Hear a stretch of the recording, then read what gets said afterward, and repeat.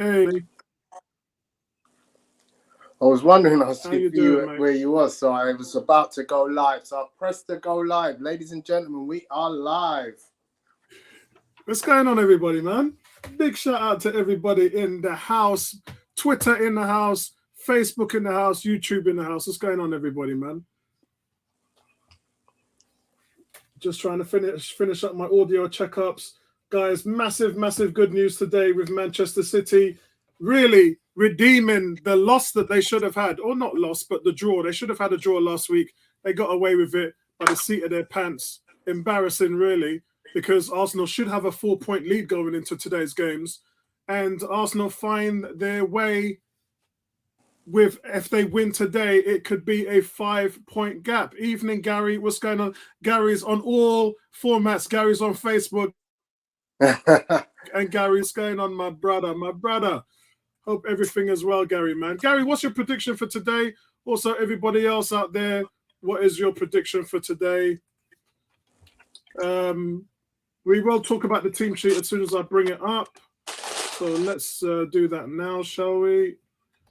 Get the team sheet up. Really, we don't have to fuss about the team sheet. It is our strongest team. It's a team that's been doing most of the damage this. Here we are. Can I get it up? Yep, it's up. Team sheet is up there, guys. So it's Ramsdale in goal, White at right back, who's just solidified that position now, ending any questions about what is going on in that position. We've got Saliba and Gabriel. Saliba, the beneficiary of White moving to left back, of course. And it's Zinchenko at his rightful position at left back. So strongest team there. Tony hates when I say bookends. It's an NFL wearers of right back and left back, and that's what I call a duo midfields. So that's Partey and Xhaka. Odegaard is in at number 10, and Saka on the right, Martinelli on the left, and Jesus through the middles. Is Jesus going to break his goal duck today, Tony? Hope so, sir. I do indeed hope so. I do have one slight concern, though, with this team. And I've not really had much reason to have this before. But Adama Traore, one-trick pony, is a killer down the right flank. And much though I like Zinchenko, who will play inverted, so he'll be more likely to be positioned alongside Thomas Partey, I wonder whether it would have been wiser to go with Tomiyasu, because he's a killer in that left back slot. No man shall pass. But we will see. He is, but remember, Tomiyasu was injured a few weeks ago, and he's not on the bench. He's not even on the bench. Is he not? Oh, okay. Yeah. That explains it then. He had what's today? Today's Saturday. He had a late fitness test yesterday on Friday and failed. Okay. So he's going to be a while, and they can take their time with him because they know that Tierney's in there offering cover. Right now they're doing the minute silence and the trumpets are playing, guys, but that just takes us a little bit more time. Let me get rid of the team sheet because we've already gone through that, and that gives me a little bit more time to say what's up to the 101 faithful out there, man. People, we love you like cooked food. What is going on, man? This is Facebook user. I have no idea who that is because you haven't signed the waiver at the top.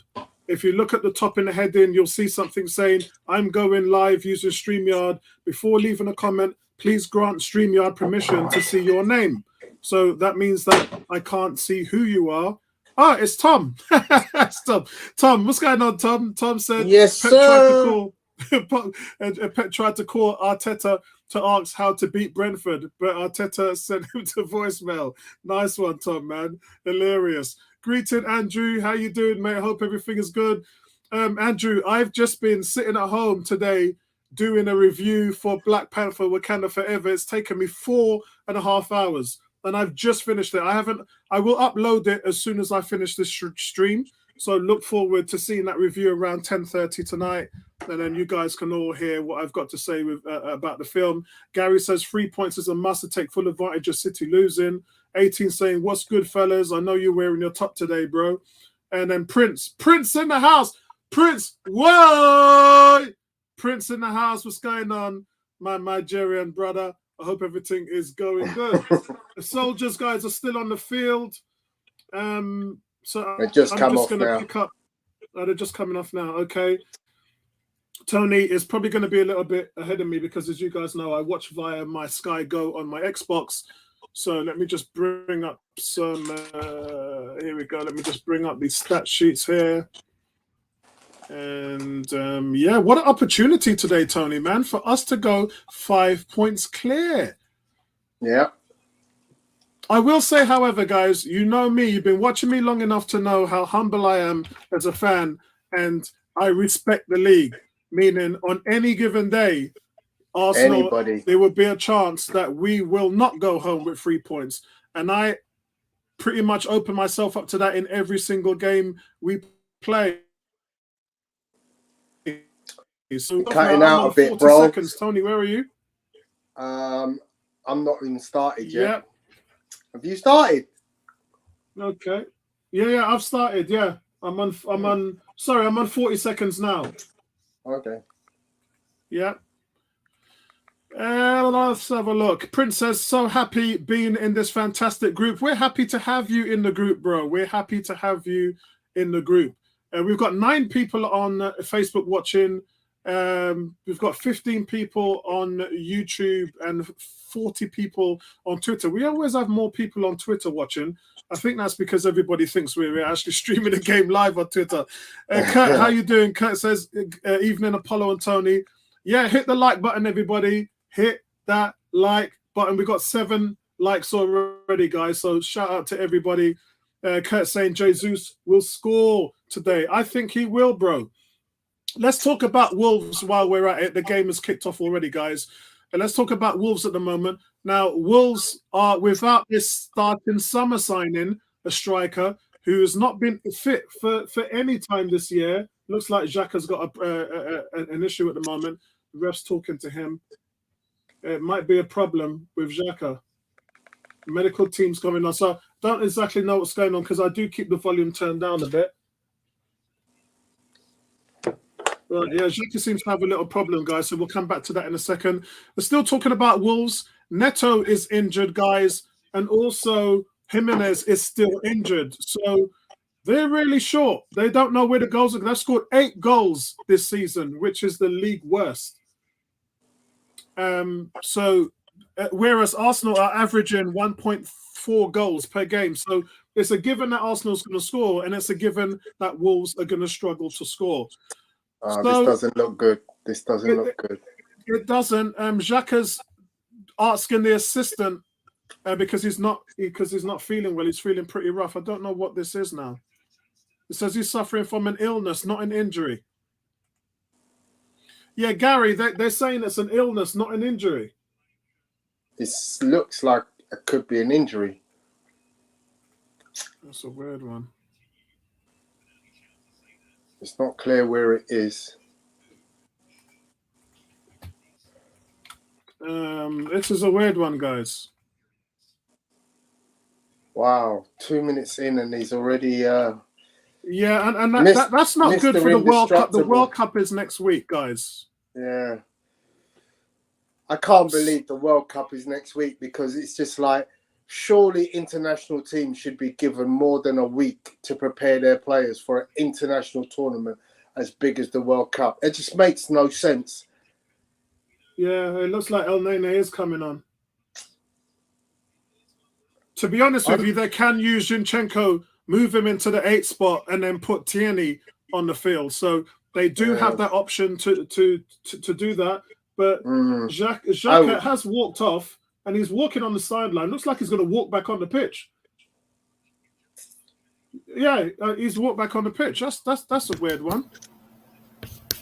Vincey, how are you, brother? I spoke to Vincey. I was on the phone to him for an hour the other day. Vincey, how are you feeling today? So, Victor.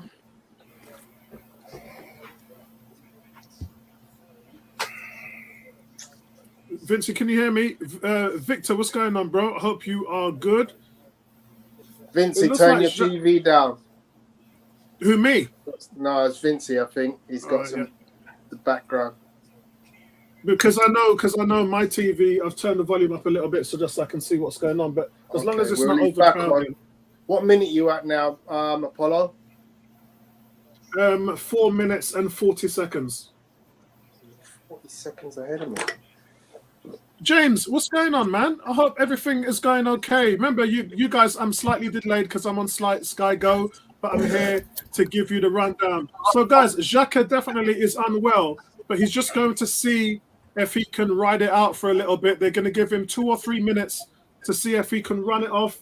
If Xhaka can run it off, then they'll leave him on. GK in the house, Victor's in the house, James Bullion in the house, Cam, Tom Aston, Gary, 18. What's going on, everybody, man? Oh! Is that goal? Apollo, Tony, can you guys hear me? I think he's offside. Yeah, I can hear you now, Vincey. I think he's offside. Good evening, guys. Good evening, everyone. Yeah, he's offside. He's way offside. So Martinelli puts the ball through to the middle, guys. Jesus gets the ball, slams it in the net, but he's way offside. Not even close. Nice one to get your first cheeky one in there. After 5 minutes, though, Arsenal just really trying to put balls through into the final third. First of all, let me speak to Vincey. Vincey, how you doing? Yeah, not bad. Just good to be able to watch a game. We've had some good results go away today. So yeah, just looking for another 90 minutes of good football, man. Excellent. Xhaka putting the ball in to Martinelli, but Martinelli is dispossessed. I think Arsenal are just going to try and press. Look, Traore, the Hulk, just trying to run through 4 red shirts there. I know you're big and strong, brother, but that's 4 red shirts, and one of them has got a number 5 on the back, whose name's Thomas Partey, who I wouldn't advise you running into, even with the biceps the way you are. Yeah? Partey is a brawler, so he will take you on, no problem. That's a poor pass from Odegaard there, losing possession. Gary saying, evening, Vincey. GK saying, Apollo, how you doing, Vincey? Tony, we must capitalize on the city. Yes, 100%, brother. 100%, man. Cheers, man. Cheers, Victor. Big up, Gary. Oh, Wolves on the attack there. They've got a chance, but Saliba gets in there. What a play by Saliba. What's the ref going to do? That's not a penalty, ref. That's just a great play by Saliba, but the lineman has his flag up. So, guys, it was a through ball played in on. It's actually to the left side, to the right side. The ball gets hit. I'm not sure whether he's actually offside. It looked level to me, but Saliba comes in with a rugby tackle, which I thought the referee was going to give a penalty for. Does Saliba get there first? No, Saliba doesn't. It's actually a foul by Saliba, so it would have been given a penalty. However, the linesman's flag was up for offside. I think we got away with that one, guys. I think it didn't look like a foul anyway. It doesn't look like a foul to me. Let me see. I'm looking again. I'm looking again. Or maybe. Yeah, I think it's a penalty because he doesn't get the ball. However, it's offside. Maybe. And I actually don't think it was offside either. I thought he was level, but I need to see that again. Saka on the right-hand side beats his man. He doesn't put the ball in the cross. He gets a second look. The ball comes in. It's well defended by Wolves.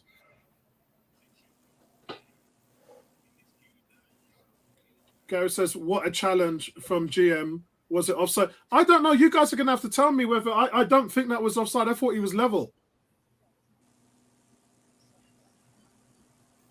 Had that had gone on, I believe they would have given a penalty on Saliba.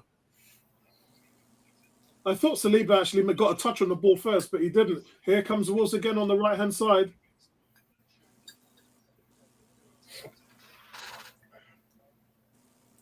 If it was a penalty, would it have been a sending off? Probably would have been a yellow, wouldn't it? Mind you, yeah, because he took the player out, so it could have been a red card. Yeah, it could have been. Yeah. We got away with that one there.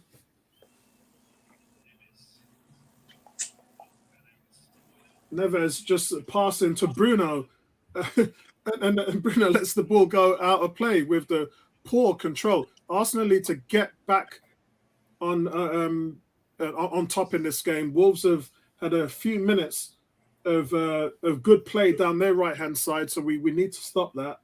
Yeah, so guys, I mean, what you got to remember is they're probably having that new manager syndrome because the new manager was out on the pitch before the game.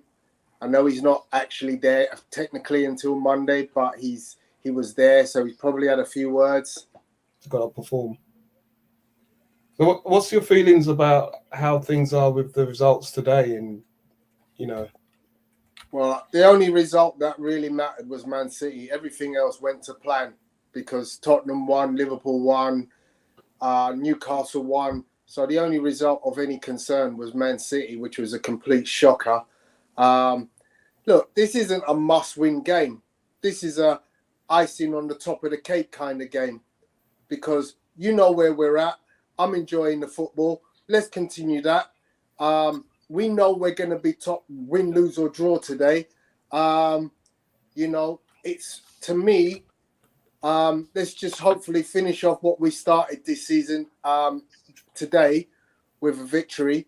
And then we have a month and a half to sort out everything else going for the start of the next half of the season or a little bit more than half. Oh, wow. So, guys, the biggest news today, and I will come back to you guys in the chat in a second. The biggest news today, guys, is Newcastle, man. What is going on with Newcastle? Newcastle versus Chelsea. Joe Willock there getting it done. And Newcastle in third place.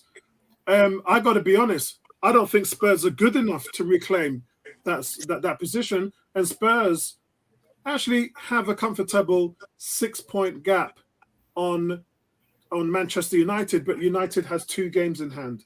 So that could end up anywhere. Spurs, though, have lost 3 games in their last 4 matches. So Spurs, again, not in good form, Spurs, but they did bang out a result. The thing with Spurs to remember is they've come back from the dead 3 games in a row. 3 games in a row they've been behind in 2 of them games by 2 goals and being behind at half time and still managed to win the game. Now, anyone who writes off Spurs does so at their peril. I mean, I speak with Andy yesterday and he's confident his team will be more potent after Christmas because of certain things. I'm not sure because to me, if I'm a Spurs fan, I'm worried about the amount of goals they're letting in because it's astronomical. They're letting in goals aplenty from everybody. But I would be remiss if I said, oh, I'm not worried about Spurs. And to think like, well, Newcastle are clearly a threat, but Spurs by every, for every reason are still a threat and they're in close proximity. It's not like they're a million miles away. I think you've got to keep in mind. I think you've got to keep in mind in January the fixtures. We've got Newcastle, Tottenham, and Man United.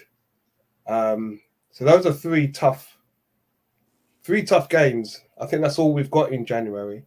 And if we can navigate those matches to our favour, I think we've done quite well. Because as Tony says, I don't count out Spurs. They're eking out these results, and Son isn't even firing. So when he comes back, and like all of it. Oh, what a great play by Zinchenko and Martinelli.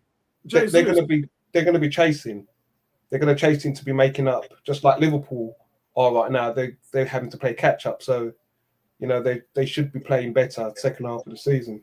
So I can't go with you guys. I think Spurs. Oh, look at Saka here on the right hand side. Do something.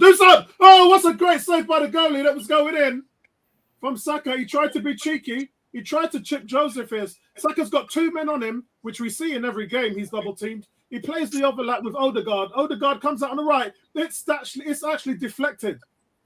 So Saka, with 2 guys on him on the right, tries to put a ball in it, comes off a defender, and goalkeeper has to make a lastminute.com save. It was going in. That's a great save. Corner to Arsenal. Are you guys up there? Yeah, I just saw it. I'm a bit behind you. Yeah, as for Spurs, I disagree with Tony on that. I don't care about them. But I do agree with Tony that the only team we should be looking at is Man City. Spurs right now are going to be in a fight with Newcastle, Man United, and Liverpool. Corner comes in, oh, it's just wide. Gabriel nearly putting Arsenal up 1-0. It's a great corner. You know, not a lot has been said at how good the deliveries are on that right-hand side from Saka. Every time Arsenal gets a corner, he's a weapon. Yeah, it needs to be. Sorry? It needs to be. I mean, let's be honest. A corner is a great opportunity. And, you know, how many times did we used to say, can we ever beat the first man? And to see it going into danger area with consistency is a blessing. Yeah, Jacques is off. Fabio Vieira's on. Guys, do you know when the Arsenal Man City game is? They haven't fixtured it yet. It'll probably be end of January. I had it penciled in there when I was looking at the fixtures. That's the only time that's the only time they can fit it in for. So guys, Fabio Vieira is just come on. It's going to be a tough month, January. Yeah, for real.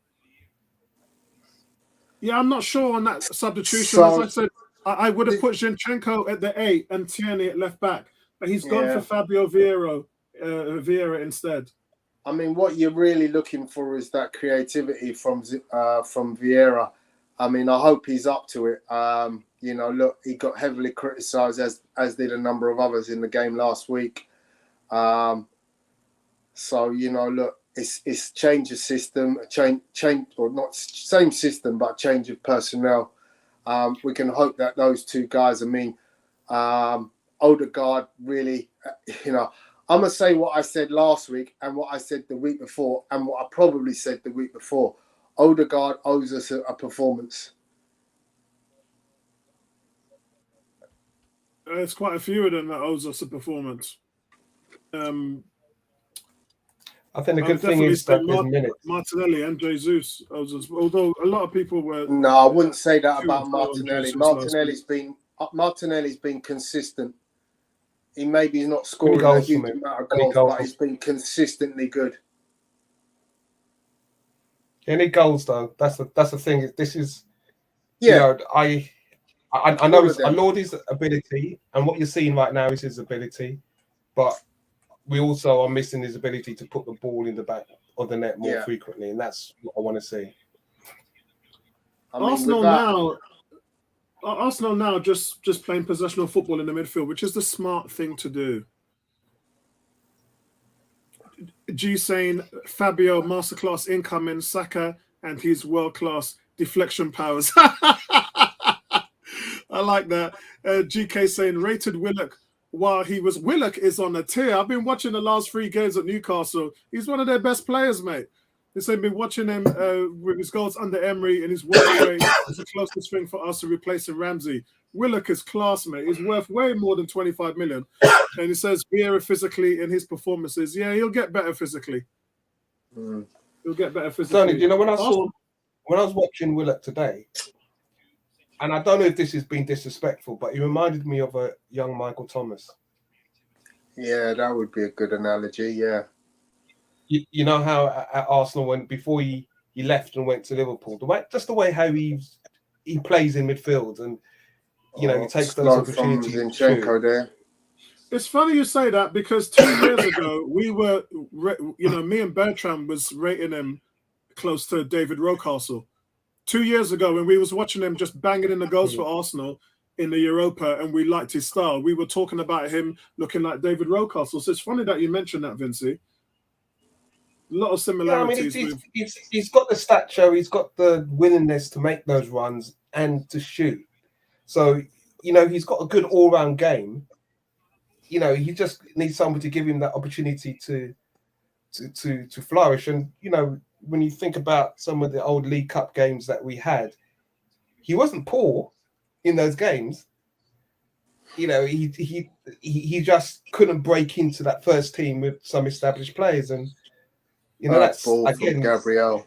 When we have these young players, I keep on saying it, a lot of people think that we don't have talent. We've got talent. They just need to be given the opportunity to play.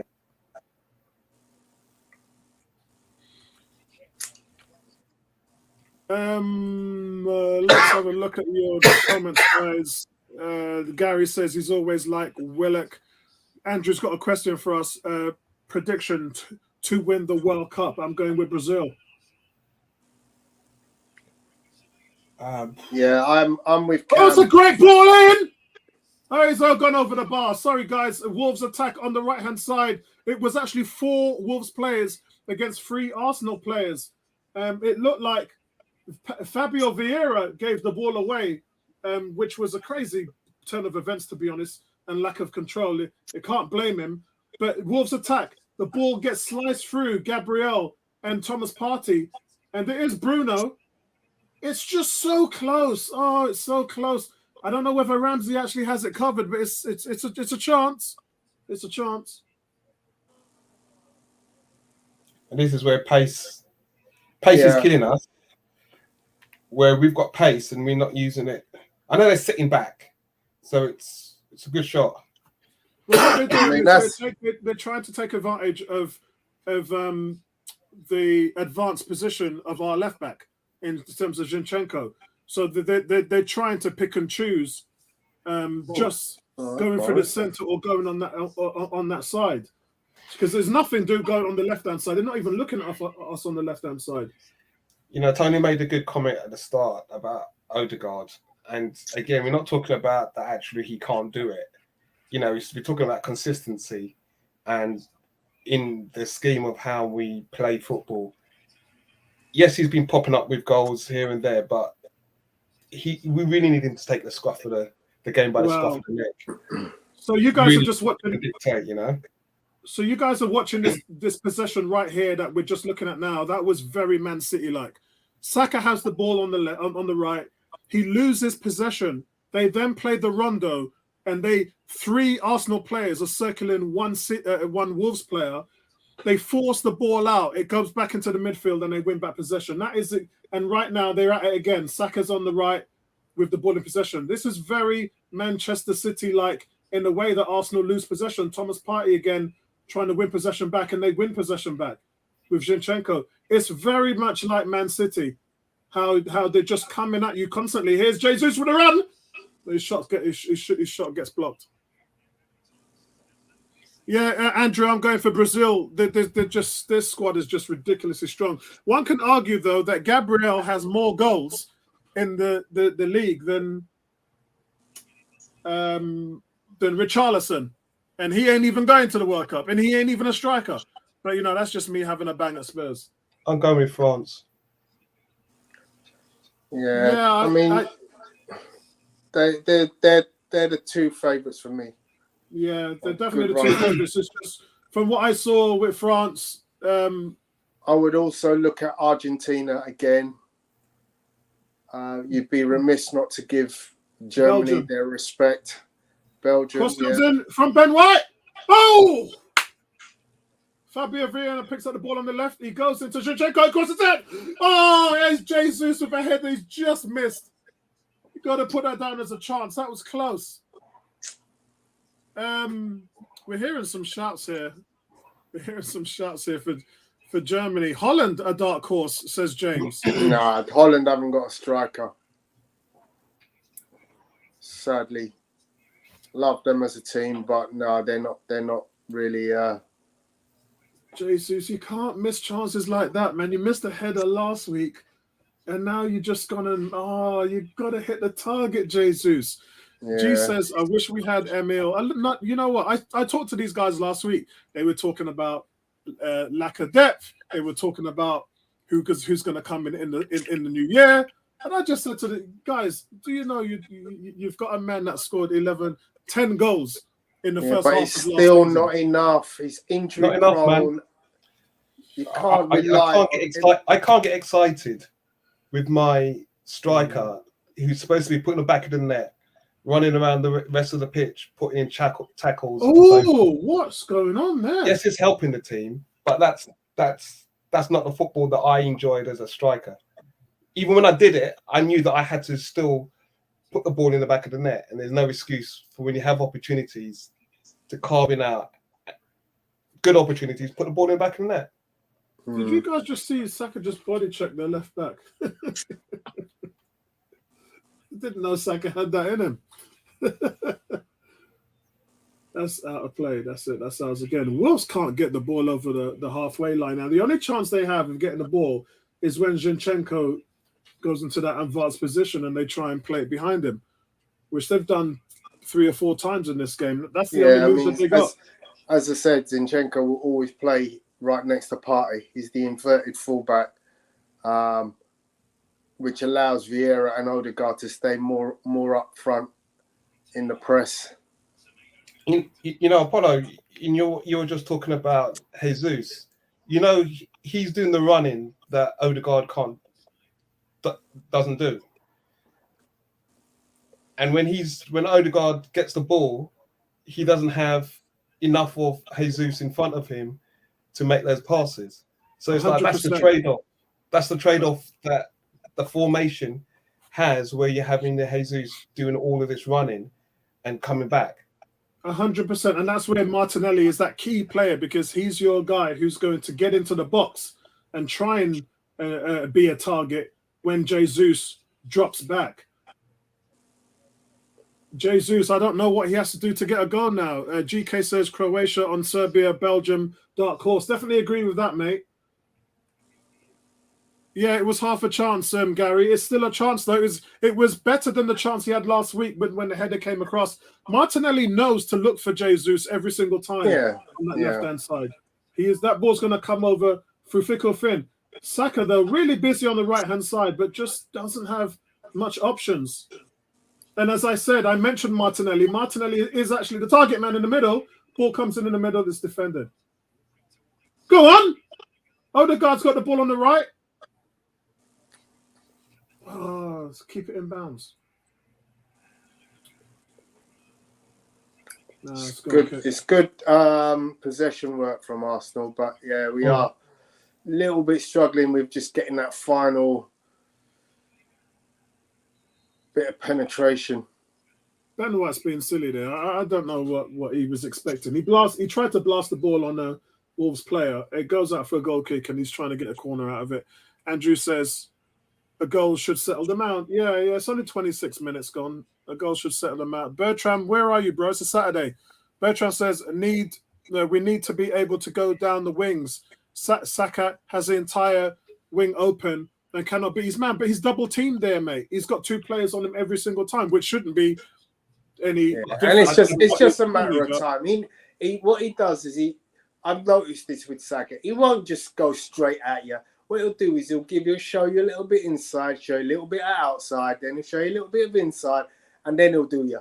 He likes to give you a little bit. He likes to test. He likes to spin off your man, and there's lots of things that he uses to create space. It's a bit like a point guard. You need to make your space so you can do your work, and that's what he does. He prods and he probes with a little bit of, trickery to try and find out where the weakness is, and then he'll start chipping away at it. So Bertram's saying it's nonsense. He delays his dribbles, which is why he invites the double team. I can't agree. I can't agree with that, and I think the next elevation of how Arsenal play is where you're going to get your likes of Saka or a winger in that position. Right-footed, he's good. Left-footed, he's good. He's going to go down to the bar line, and he's going to give better balance with crosses. Saka's just giving the ball away and taking on players, because oh god, you're going to get booked for that. It's quite easy to defend when you have 2 people marking up on Saka in that situation, until he decides, actually, do you know what? When I get the ball, I'm going to force them out wide, get to the bar line, and cross it in. So it's mixing up how his players, Tony says, but his right foot is the biggest challenge, because it's just not strong. Yeah, because that's not a booking. That's not even a booking. So I don't know why. Is Reece Nelson on the bench? Let me tell you who's on the bench. It's Turner, Tierney, Cedric, Holding, Elneny, Vieira, Marquinhos, Nelson, and Nketiah. Kurt says the only people that don't want the World Cup now is Arsenal fans. our momentum is so good right now, and gutted we have to step up. Somebody sent a list. I think it was Tom Aston. They were talking about how many players are going to the World Cup in each teams, and the higher you go up the table, the more players are going to the World Cup. Like Liverpool have 12, Arsenal have 13, Man City have 15 players. So and then when you go down to the middle, it's like 6, 7 players. So it's just one of those things, really. It's just one of those things. Look, man, the World Cup's got to come. Everyone's in the same boat. So that was a perfect example of what frustrates me with Saka in those situations. He actually had the ball, but he was like jockeying with 2 guys and then lost control of the ball. And then, in those situations, you should have the ball at your feet. So Alan Smith from Sky Sports made a really good point by saying it's been a disciplined performance by Wolves because no one's made a mistake and they're all doing their jobs.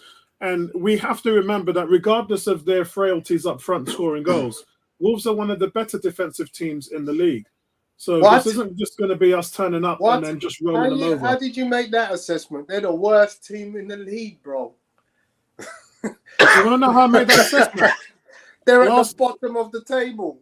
Yeah, they are. But last season, they were the second best defensive team in the league. So they're not stupid when it comes to defending, Tony. Their problem is not defending, it's scoring. Last season, bro. Last season, Liverpool were the best team in the league bar 1. Where are they now? Tony, if you ask every single fan, when we're in if you ask every single fan in the league, what's Wolves' problem? They would not tell you defensive. They would say what right now? They've scored 8 goals, Tony. They've scored 8 goals. Let that sink in for a second. And how many have they let in, Apollo? Yeah, but teams are getting at them right now. They're putting the game battered. So of course, defensively, they used to be good. Of late, you teams can't keep talking about the used to be. Yeah, it's last season. Liverpool last season and Liverpool this season is 2 different teams. Yeah, they got different players, they got different form, they got different energies. Yeah, and the same applies to Arsenal. 8 goals they've scored 8 goals in 15 games. That's and how many have they conceded? They've conceded 22. Thank you. That's all I needed to know. They're a disaster defensively. That's violation. Rubbish. Yeah, that's violation. That doesn't mean doesn't mean anything, Tony. That's rubbish, mate. Spurs have let in 21, and Spurs are in 4th place. So what are you talking about? Because Spurs have got better defensively. Exactly, that's what I'm talking about. That's why I said their attack is the problem. Defensively, bro. No, but it's poor. You just proved my point there. When you're 5th in the league, with your 5th in the league and you got 22 points scored against, and your bottom 22. Thank you, Bertrand. Thank you, Bertrand. Their problem is scoring goals, not defending. Yeah, corner comes in from Arsenal on the left-hand side. It's defended well from Wolves. Wolves trying the counter attack, but Odegaard wins the ball back. Come on, you've got your big man in the middle. Put a cross in. Oh man, this is going to be one of those frustrating nights, guys. Bertrand saying, "I want more, not less." One more. They've conceded one more. Yeah. They've conceded one more, but they've scored 8, and everyone else is in double figures and long gone. Tottenham scored 31 goals in comparison. So how many goals would you expect Arsenal to score against this team today then?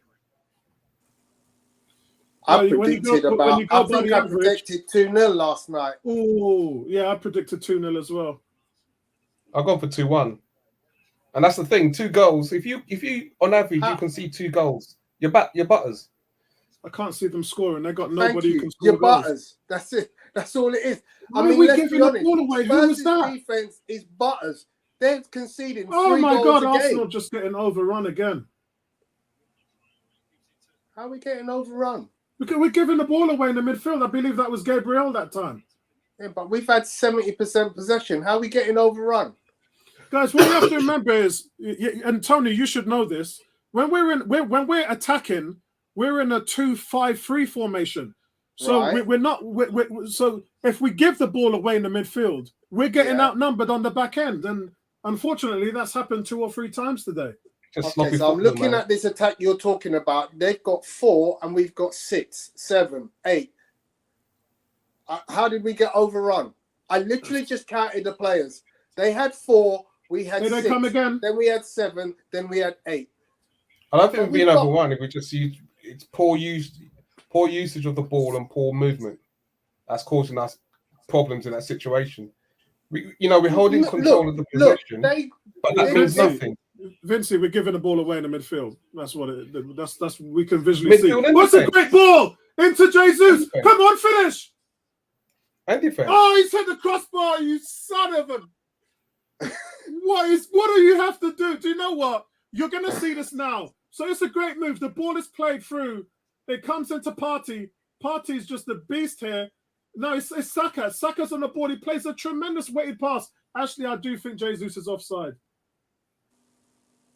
He doesn't know. Jesus is like in 2 minds of what he's going to. Yeah, he's offside. That's what Gary said. It looks like he's offside. Oh, what has he got to do, man? The problem is, in that situation, Partey had to fight off the challenge in midfield. If you put that ball in first time, Jesus was on.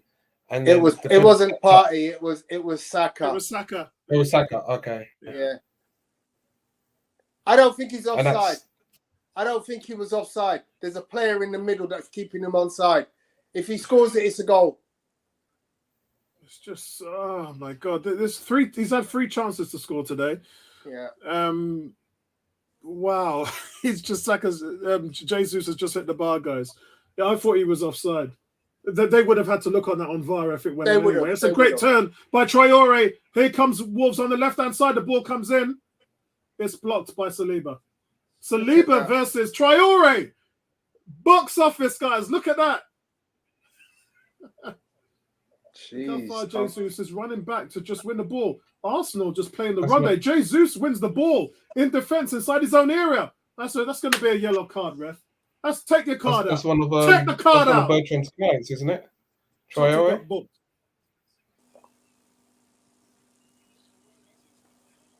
Bertrand says Saka needs to watch Jesus and how to beat players. He's just more of a direct player. And Victor says Jesus is a star man. He's playing free role. I hope he has some energy post World Cup. Well, he might not even start the games the way the competition is in that team. Andrew says, Ivan Toney in form. What is your impressions of him? Tony loves him. I think he's all right. Yeah, I would love him at Arsenal. It's a striker you can work with, develop. Yeah. He's mobile. He's young. Yeah. And he's expensive. I want that, Apollo. I don't want. It's not about expensive. Anymore. It's about how he balances with the team and gives an option. You know, he's this whole narrative of expensive over cheap makes no common sense. Tony, I'm a businessman. Everything makes sense. We are competing to try and win the league. Who the hell's going to win the league with cheap players? Come on. There's no definition. If you really want to Tony, win the league, Apollo, you need to go out in January. There's no definition of a cheap player. There's a definition of a cheap circumstance. So when players have release clauses, or if players are running down contracts, that doesn't the tag of cheap doesn't dictate to their playing style or their talent. So what's the tag that we went out and we supposedly tried to pursue Valavic and his price tag? I mean, what's that narrative? Because that amount of money spent on that type of player, to me, is nonsense. Well, Vlahovic would have been yamming food right now in this league. I'm convinced. And remember when I talked about James Maddison, I said, would you rather have Maddison or Tomiyasu, Ramsdale, and Ben White? That was a situation there, and look how it's worked out for us. In this situation, we're talking about... The problem with Maddison is he doesn't stay fit. Here comes Saka on the right-hand side. He's looking to roll with Odegaard, but Odegaard crosses the ball in. And it's cleared. Partey wins it back. Partey. Andrew, I'd buy him because that's a free kick. I'd buy. Come on, ref. I'd buy Tony. How's the ref not giving a free kick on Fabio Vieira for that? How's he not? One back by Jesus. How many balls has Jesus won today? Brilliant play by Jesus. Ben White on the right-hand side. You got a quality cross, mate. Jesus! Guys, I don't know what Jesus was trying to do on the end of that. I don't think Jesus knew what he was trying to do. That's why I don't want him to go to the World Cup. I don't want him to go to the World Cup.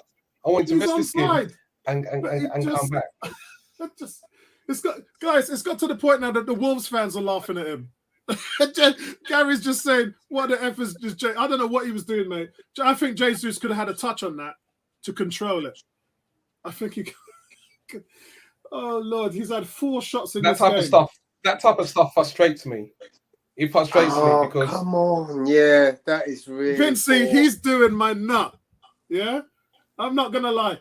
Oh, it's a break here from Wolves. I don't know how he's going to do it. It's not a free kick. That's a free kick. Ooh, referee said no. Traore blasted over the bar. Wolves have got nothing on the back. What I'm going to say to you is... What I'm going to say, those Brazilians fans ain't going to stand for that nonsense. If he does that, they ain't gonna Andrew stand says, Vincey, you have Carson a vote. Buy him or not? James Toney. Yeah, I would buy Toney. I'd buy Ivan Toney even. James Toney's a boxer. Yeah. Ivan. yeah.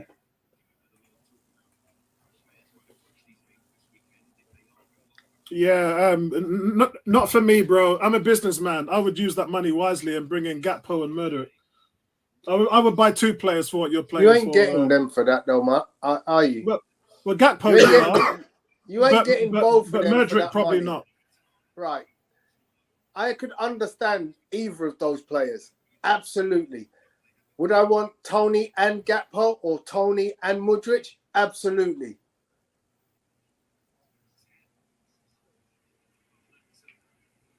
Yeah, I'd find a way Toney to allows make it us work to add another formation to how we play. How you play football. I think that's what's needed. Absolutely. Imagine when you need it, you play Toney and Jesus up top. It's a bit like Righty and Campbell or Righty and Alan Smith. You know. Andrew says Toney sum up Tony's attributes. And Cam says Tielemans and Gakpo. Yeah, that's 50 million right there. And you might even get him for free, but I'd rather get him in the new year. Tony, Andrew says sum up Tony's attributes. Toney, long, strong, fast, eye for goal, great penalty taker, good finisher. Not elite finisher yet, but good. Good football brain. Young enough. Here he is. Going on, Stan. Guys, did Toney make the England team? Did Ivan Toney make the England team? No. Why do you keep talking about Toney for England? Tony's going to come play for Jamaica. What are you talking about, Toney for England? Criminal. Well, that's if you get your way. We're glad England left him out. He needs to play for a team that's going to give him game time. Yeah, we'll sit on England's bench. He'd be brilliant for Jamaica. He would be amazing. But wait till he gets over his disappointment, then we pursue him. He can go cry first. Man, Wolves at the bottom of the team in the league. When we meet physical teams, kind of struggle. What? Oh, no, you'll see it. Wow. When you're passing the ball back to your keeper, please look before you do so. Please glance before you do so. Don't assume that the place is open. You've done it before. You'll see it. So, Stan, you got over that Super Bowl hangover now? Or what's going on, man?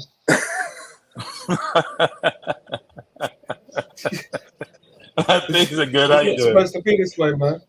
Oh, Saliba! That's not going to trickle down at the Emirates when we, win one and done. Yeah, one and done. Wow. Yeah. We're focused on the Premier League. Wow, yeah, Saliba got away with that. That's the second one. Saliba gave away a penalty, in my opinion, earlier on, and now he makes a mistake with a poor back pass. Yeah, I think it's actually deflected by Gabriel, so it's a huge chance. Saliba breathes a sigh of relief, and it's a corner to Wolves. Not a good half for Saliba today. That's some. Yeah. We have to play wide to open space in the middle. They're packed in the middle. And the excuses that Arsenal fans keep making for Saka, I get frustrated. You get the ball on the wing, and you always stop it, jockey, and go inside. That's what you do every single game. Sometimes you dip left and you go right. So then the player, it's not because he's double team, he creates double team on himself. Victor says, hello, Stan. Andrew says, is Bertram spending Christmas with the Cronkies this year?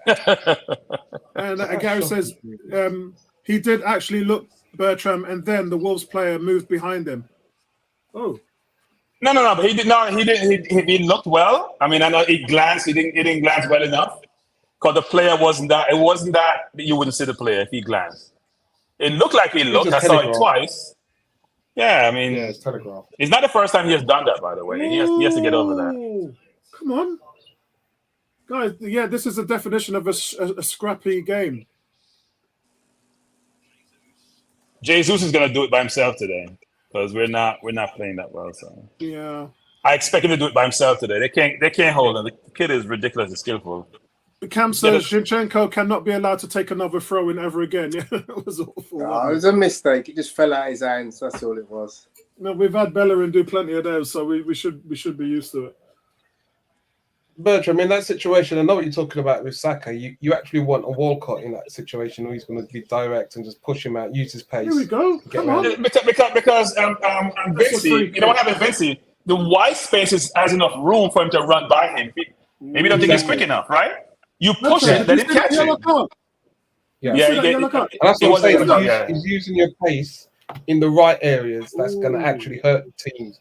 If you know you're going to be double teamed, okay, why are you slowing the ball down and go inside when you've got that space on the right-hand side? Get past him, and you should have enough touches to even bring it on your left foot to even create a pass. You want to watch a winger? Watch Kulusevski today with Tottenham against Leeds. He destroyed his man every single time he got the ball. I'm surprised Leeds wasn't playing him to beat the man because that's what he did every single time. And he got by his man almost 90% of the time. So you wasn't watching Joe Willock today? Go back and watch a Joe Willock game. No, I watch Joe Willock every game. Unlike you guys, I watch it every game. I saw it in the corner. So don't talk to me about Kulusevski. No, but Kulusevski, I'm talking about wing. We're talking about wing play. We're talking about wing play. Watch him today. He beat his man every single time. Saka doesn't beat his man. Yeah. Saka stops the ball, jockeys, then go left. Come on. Then Arsenal fans say double team all the time. No, he's not double team. He creates double teaming himself. It's frustrating watching him play. I'm not having you destroying my boy. It's not what you're saying. You're talking him down like he's a scrub. He ain't a scrub. Who's a scrub? He's got 5 goals and 6 assists. He's not a scrub. But what are you talking about, Tony? Who called him a scrub? Well, I said he's not. You're talking like he's a scrub. He's not a scrub. He's a good player. Yes, he might. Who said he wasn't a good player? Who said he? Wait. I'm confused. You're criticizing him, Bertram. Yes, because he's not beating his man. Okay, but at the same time, all the goals he scored, all the chances he's created, he's beat plenty of players. Tony, he scores his goals in bunches. You go watch the stats. Go read the stats, Tony. But I'm fine with that. Tell me another wing player who's got those stats right now. What are you talking about? Tell me another wing he plays player. About his overall production. Wait. No, Tony. We're confusing something here. We're talking about a game and how the players play. And I said he's not beating his man down the wing. And I said I watch a game today where Kulusevski beat his man right, left, over the top all game. Yeah. If he's such a great player, Tony, you tell me how great he is. All you guys keep making excuse for, he's double team. That is, are you watching the game? Okay, I'm not saying he doesn't get double team. I'm not saying it's not all his fault. But what I am saying is, I appreciate what you're saying, Bertram. But I think you need to give the boy a little bit of slack because at the end of the day, he's a young kid. He's still a very good player. He still beats a lot of players. Yeah, he's not a young footballer. Okay, if you look at the game, he's not a young footballer. Remember that. He's 4 years in the Premier League. He's a young person. He's not a young footballer. There's a difference. Okay? And he's playing at the highest level. And yes, he's been a brilliant player. Don't miss the point I'm making. You're playing a game where team is packing it in. You have the middle is clogged, and you're still not going by the play right. Okay, so That's the what point you're I'm making. saying is, I think- are you saying, I- Bertram, that you don't think he's only having a bad game today, or are you saying that he's consistently bad? He consistently doesn't take his men wide and go by him. What he does, you watch him play. He gets the ball. He jockeys. He goes inside on his left foot all the time. So that means you go in the middle where it's clogged up. If you go wide and the player comes with you, you have much more space to operate. When you go in the middle, is where the defense is clogged up. You can't do much in there. If you go wide and Odegaard comes with you and Ben White goes behind you, you're creating much more opportunities. I think, Vincey, have your say, Vincey. I think the situation. I understand what Bertram's saying. What you also have to consider is this is coaching. Yeah, you know, Arteta actually wants him to do what he's doing. Now, if for instance, if Saka was to do what Bertram and myself are asking him to do, and it then becomes productive, then I'm sure Arteta is going to start to incorporate that more into his game and actually get runners coming in for when he's crossing. But because he always looks to go inside, even though he's double teamed, then to me, looking at the way how we set up, this is coaching. But there is enough space on that right-hand side for him to use his pace to go past the player and have enough space to dribble. And if he wants to get control of the ball on his left and cross or use his right, there's enough space there. But Vincey, I would say it's coaching if Martinelli was doing the same thing, right? Martinelli stands you up and then go by you. Yeah. Saka jockeys and then go inside. I would say it's coaching if he was doing that, right? I think that's the way he played. I'm not saying the kid is a bad player. Don't get me wrong. I'm saying in the game, especially today, where the middle is really clogged, we can't get any penetration through the middle. If you go by him, because people saying he's double team, the double team is going to come eventually if you jockey with the ball. Somebody's got to come over and try to help you. We used to hold Pepe accountable for the same thing when Saka was doing what you're asking, what he's not doing right now. So Saka has done this before, and he's used his body, he's used his pace, and he's been direct to the flank and done it. So it's not that we haven't seen him. You know, Vincey, I haven't seen that pace people keep talking about. I haven't seen that pace. He's got it. He's done it before. I haven't seen it. I haven't seen it. If we guys, my opinion is if you take a player like Walcott, but if you take a player like Jesus, regardless of what abilities they have, it's a mentality to whether you're going to be attacking in your play or not. And those players are in attack mode constantly. They are Apollo, I'm sorry. I hope you guys are getting this speed. Sorry, when you take a player who doesn't normally do that, I mean, if anything, I'm one of Pepe's biggest fans. And my whole thing with Pepe was that he didn't do that. He was never in attack mode. He never got behind the back line of the defense, and he slowed the game down too much. So my point is this: is that for what you do in terms of your skill set is different to what your mentality is as a footballer. Whether you're a player who's going to be more play more attacking in your mindset, or if you're being more passive. And I've seen Saka be both.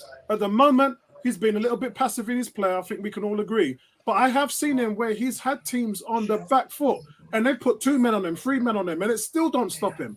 But for him, he just has to get his mind over, like Arteta would grab him by the throat, the scruff of the neck and say, bro, you've got to get your jet boots on. You've got to have a go at them. You've got to run at them. And he doesn't do it enough. So I don't think it's his ability. I think it's his mindset, but that's just my opinion. So they just showed you a picture of the chance that Wolves got, which came from when Saka got the ball, tried to go inside, and the ball tried to go to Martinelli. He was isolated one-on-one on the wing. Isolated.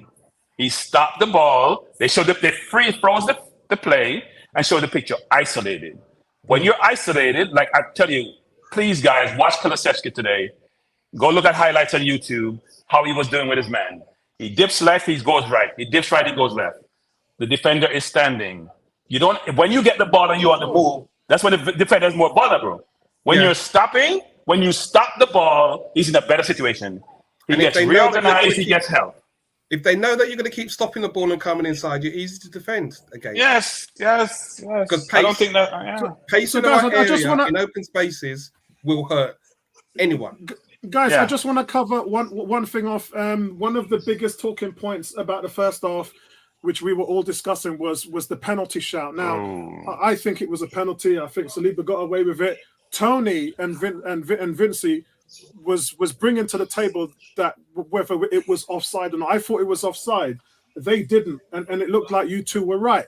Hasselbank and Jamie Redknapp in the studio talking about it, and they believe that was the case, that he was onside. So Which one? The one that Jesus hit up the bar? No, William Saliba giving away the penalty. They saying it was onside. Yeah. They're saying he was onside. I thought he was offside, actually. Me too. Maybe when the ball was played, he was offside first. Maybe when the ball was played, he got back onside.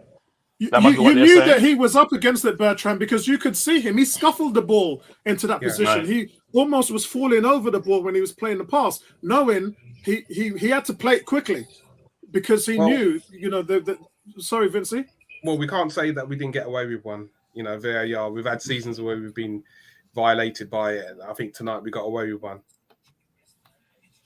But did they blow offside though? Because I thought that they were checking whether Saliba coming to the foul or not, and they kept playing. No, the linesman had his flag up. No, but I'm saying that they didn't stop the play though. The play continued, even though it was. Right. Say if he had scored and he wasn't offside, he would have gotten the goal. Yeah, agreed. But I thought Saliba hit the man before he got the ball, though. Yeah. I thought which would have been a red card, frankly. It probably would have been a red card if that occurred. Yeah, it was the last man. That's what we're saying. Yeah, he was the last man. Yeah, it would have been debatable then whether they would have had to send him off or not. No, he'd be gone. No, not even debatable. He'd be gone. So, guys, that's the end of the first half. Wolves have come through with a really good defensive performance here at home against the Premier League league leaders. It was a half for Arsenal, though, where I don't think we even got into our stride. I thought we gave away too many passes. There was 2 or 3 times that we were in the midfield, gave away sloppy balls, and then found ourselves on the back foot, outnumbered at the back. And so that has to be cleaned up. We need to be a little bit more tidy with the ball in the midfield. One can say, I don't think Fabio Vieira has made a mark on the game. And then so we can question whether it would have been better to put Tierney in that left back position, and then Zinchenko further up in the eight. Is that bad? It's a bad change, Apollo. Fabio has not been playing well. Yeah, he has. That was the right change. Yeah, and that's why I said I wouldn't have put him on. But look, the manager is doing something. If it doesn't work, I'm sure he'll probably change it in the second half. But it's not something that I would have done. I would have preferred Zinchenko plays there, number 8, for his national country, and he's lights out. There was always this discussion with Zinchenko and Pep Guardiola as whether he was a left back or a number 8. And for Ukraine, he always plays in the midfield. For Man City, he always played at left back. So for Arteta, he's kind of used the hybrid way, playing him as an inverted left back, having him, line up with Xhaka in that position. But I would have just liked to see him just go there at the number 8 and them to facilitate Tierney. Look, it didn't happen. Maybe that's something they'll try in the second half. Moving on from that, though. But Apollo, the problem with the change is that Vieira is not good defensively. What Xhaka gives you is a true box-to-box and can help you defensively cover, which is what Zinchenko would give you because he's playing naturally in left-back position. You put Fabio on, all you get is offense. Now, maybe things that Wolves are playing deep, but you need recovery when you're playing, what's his name up front. They have quick wingers. Traore, you need to recover defensively at times. So I'm not sure why you would put Zinchenko there and then put Tierney, as you said, who can also overlap. I don't understand the Vieira change. Yeah, I wouldn't have made that. I would have cut Tierney on, and that would have settled things down. It definitely would have. I mean, the display we've had now, irrespective of tonight's result, guys, we're going to be top at Christmas. But why not extend? Why not extend the gap at the top of the table by just being more assertive? Look, they can't play any worse in the second half, and one must hope that we'll come out and make a bigger change. Who is this here? This is Mark. Mark T is saying Zinchenko's lack of aerial ability is exposed without Xhaka. Yeah, what do you guys think on that? Is it needed apart from corners? I don't know about that. I mean, it's Listen, I've had my concerns about Zinchenko as a player in this formation. I think he can easily be got at defensively, and yeah, people don't like Xhaka for the reasons they don't like Xhaka, but you can't question the stability that he is giving the team now, and what he adds to defensively and attacking, keeping the ball moving, and what we have now with the likes of Zinchenko and Vieira, due to the fact that they're returning from injury or form, is inconsistency and high level inconsistency, and it's showing in our game. You mentioned that you don't think Arsenal can play worse in the second half. I don't think we want Arsenal to play worse, but I think it's possible if we don't get a grip of this game. So that's the challenge that Arteta has in how he's going to get the guys to use the ball effectively, use our pace, and just take better shooting opportunities when we have it. Because if you don't do that, this is a stubborn Wolves team. They're at home. They're going to impress their manager, their new manager. Would you take a draw at the start of this game against the bottom team? When if you got a win, you're extending your lead at the top of the table. Our point is, it's fortunate right now because we could have been a penalty, could have had a man down. So I think Arsenal need to change their mindsets, come out with a little bit more positivity and intent in the second half, because it's not enough what's gone on in the first for me. So Mark goes on to say there were a number of diagonal passes where he's under the ball, and Tomiyasu. Yeah, I agree with that. But the strengths of Zinchenko is been his dictate play. In my opinion, I think he's Arsenal's most intelligent player. He has the ability to just control the pace of a game. He can speed it up, slow it down at will, and he's very, very strong at holding onto the ball. So for me, it's like when he's not there, you can see where we struggle without him. And so him being in the team adds that dimension that we have overall. G saying Zinchenko unnecessary slowing. It's not unnecessary. It's just what the manager dictates. If the manager dictates it, then that's what he'll tell Zinchenko to do. But it will have a negative and positive effect on the game regardless. And it says he's looking for the perfect pass. Let's hope that there's more effort in the second half. Wolves clearly playing like an away team. And I give credit where credit is due. I think Wolves have played a very, very good first half. It's about to kick off again, guys. But Arsenal haven't hit their stride yet. This isn't the best they've played. They've just kicked off on my screen, Bertram. Odegaard. No, it started already for me. It started already. Odegaard, Partey. 45-40. I need you guys to step up right now. Odegaard and Partey. You gotta spread the field out. You got to play like our City does, wide, to create space between the lines. You have to do that. I think it's what you're touching on in the first half, Bertrand, with Saka. I think that goes for most of the players. I think it goes for Odegaard. I think it goes for Fabio Vieira. I think it goes for Martinelli. It doesn't go for Jesus because Jesus is desperate out there. He's just running everything down. Look at him now. Even as the ball is being played at the back, he's running from left back to right back to centre, just trying to get the ball. But the other players need to add some intensity to their game going forward. It's just too relaxed. It's just too slow. We need to turn the heat up, man. That's what we need to do. And once we do that, we can start to. We're not overrunning them. That's the thing. It's just a bit too passive. It's just a bit too nice. The ball needs to play on the left side more also. We're forcing the ball on the right side with White and Saka, and we're not getting productivity. Safe football, man. That's all it is. Yeah. All it is safe football, and it's not. Play both sides of the field. And that's why Martinelli is not in the game at the moment. I'm surprised you said you put Zinchenko as the most intelligent player over Partey in the team. I Yeah, struggle in that. I don't know Yeah. who's the most intelligent player. I'm not sure what that means, so I can't say that. Who's I most think intelligent? under pressure, Partey can deliver in those situations, but Trouble. Yeah. I think you want him in this situation to take a scruff of the game with a scruff of the neck. Yeah, Bertrand, that's your footballing IQ, mate. That's your footballing IQ. Zinchenko sees the whole. So that's waste. That's a waste. He sees the whole field. He knows when to make a pass, when not to make a pass, when to dictate the game. The ball's coming. Oh, the God! They're just trying to feed Fabio Vieira. Now we got Traore running at us. Oh, and now rules are coming.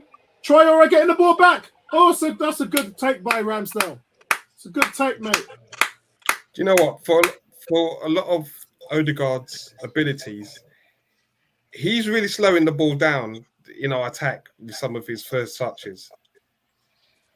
He hasn't had a good game in a long while. That's all I'll say about it. Yeah, and Hasn't had a that's good how game I in a long started while. this.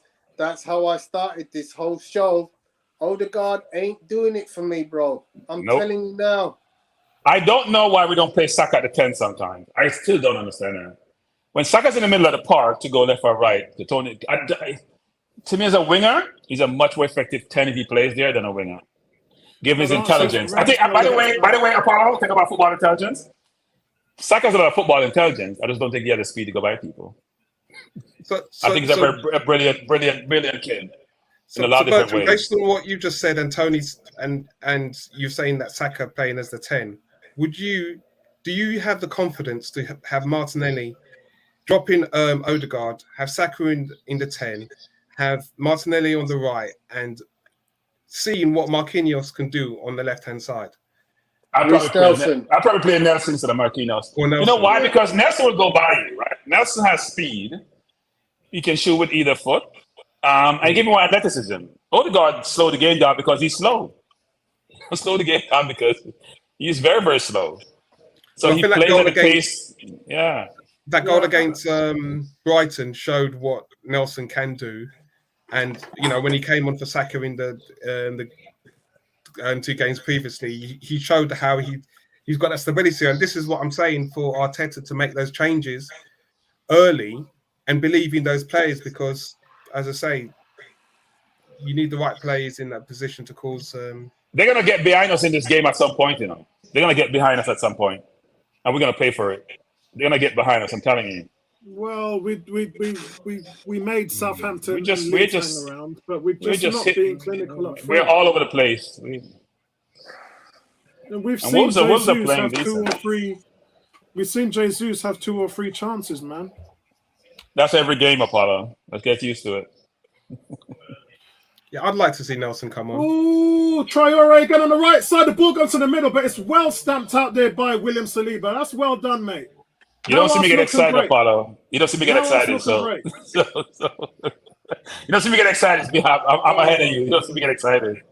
Evening, Fiona says, "Evening, guys. How you doing, Fiona? Good evening. What's going on, Fiona? Big shout out to you. Big shout Still out on to that you, birthday man. vibes, Fiona. Hope you had a good one.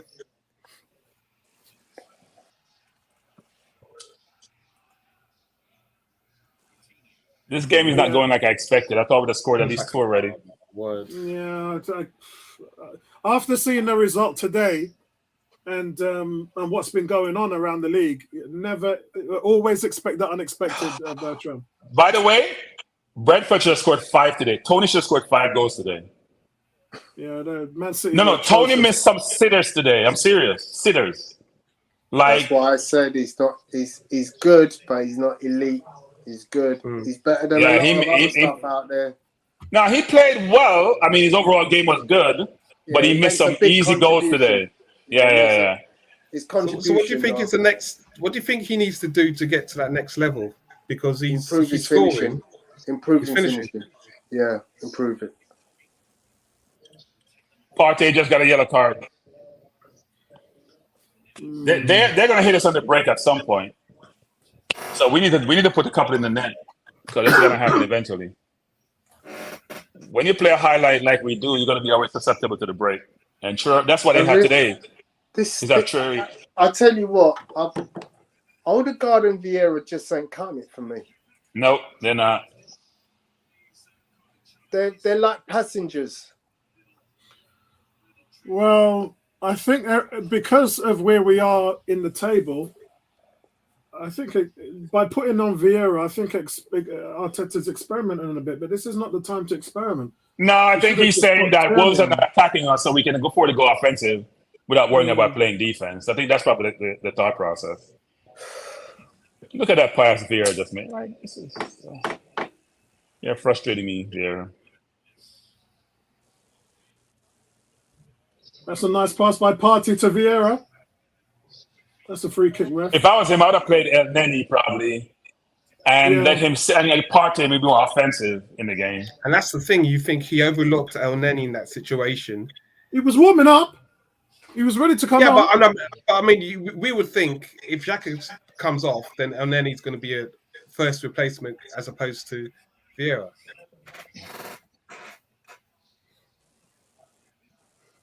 Maybe he's thinking about Vieira's goal scoring ability, but he's just not playing. He started off well, but he's been going in one direction and it's not upward.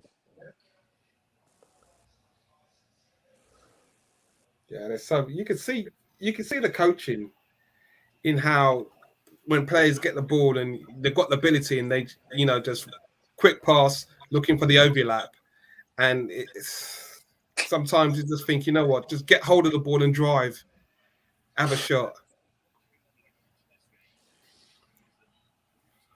Boom!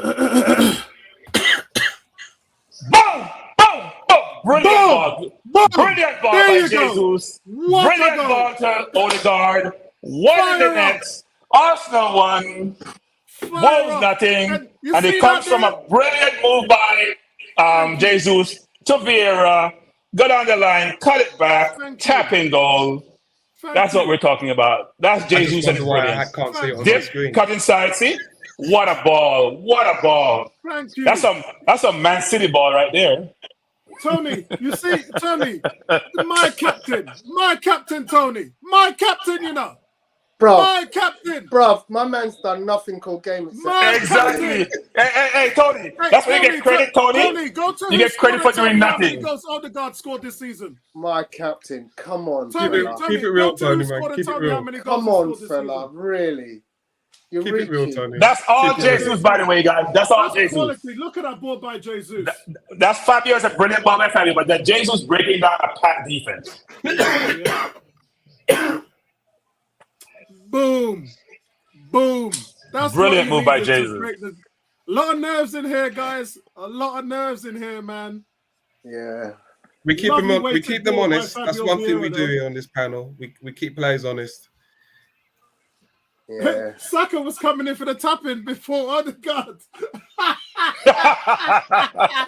Oh dear. 5th Premier League. By the way, Martinelli started that whole thing by going all the way across the field, didn't he? Start stretching the defense a little bit. I'm glad you mentioned that because he's been struggling to get. Everybody's saying we need more from this player, we need more from Vieira, more from Odegaard. But you got to look at which players are also struggling. And I mentioned Martinelli again, who's just down the left-hand side now, just rinsing the right back, just absolutely rinsing the ball, comes in for a cross. Oh. I've never worried about Martinelli because he's danger every time he gets the ball. Yeah, I agree. I'm never worried about Odegaard because he's got 5 goals. You know what? Someone take the mic away from Apollo, man. Take it. And Fiona. Big shout out to Fiona. She says it's her captain too. Mark says Jesus, great ball to Vieira and Odegaard. Did what needed to be done. Yet when the captain's name is called, get it done. Victor saying that would have been Saka's goal. I know. We have a lot of 10s, We have a lot of 10s. Jesus is a 10. Saka is a 10. Fabio Vieira is a 10. Odegaard. We have a lot of 10s. Hopefully the floodgates now will open up. Well, they got to come on and play more, right? Yeah, for sure. Which always going to create space behind them. James says, let's go, King Odegaard. The way I'm seeing Arsenal play of late, are you more happy that Arsenal are actually playing within themselves as opposed to I don't know. Putting games to bed know. early in the game, because I think they're playing within themselves. We're taking what the defense gives I'm us. trying to define within themselves and what that means, because this is 15 league games now with all the experienced players we bought. That's how long this team's played together. So I really don't know what we what within ourselves is, because we're still trying to figure it out. This isn't the best this team's going to be playing. When you look at the fact that you've got a lot of players who are experienced, like Zinchenko and Jesus, who are still young in relative terms, but as Bertrand would say, are very experienced players.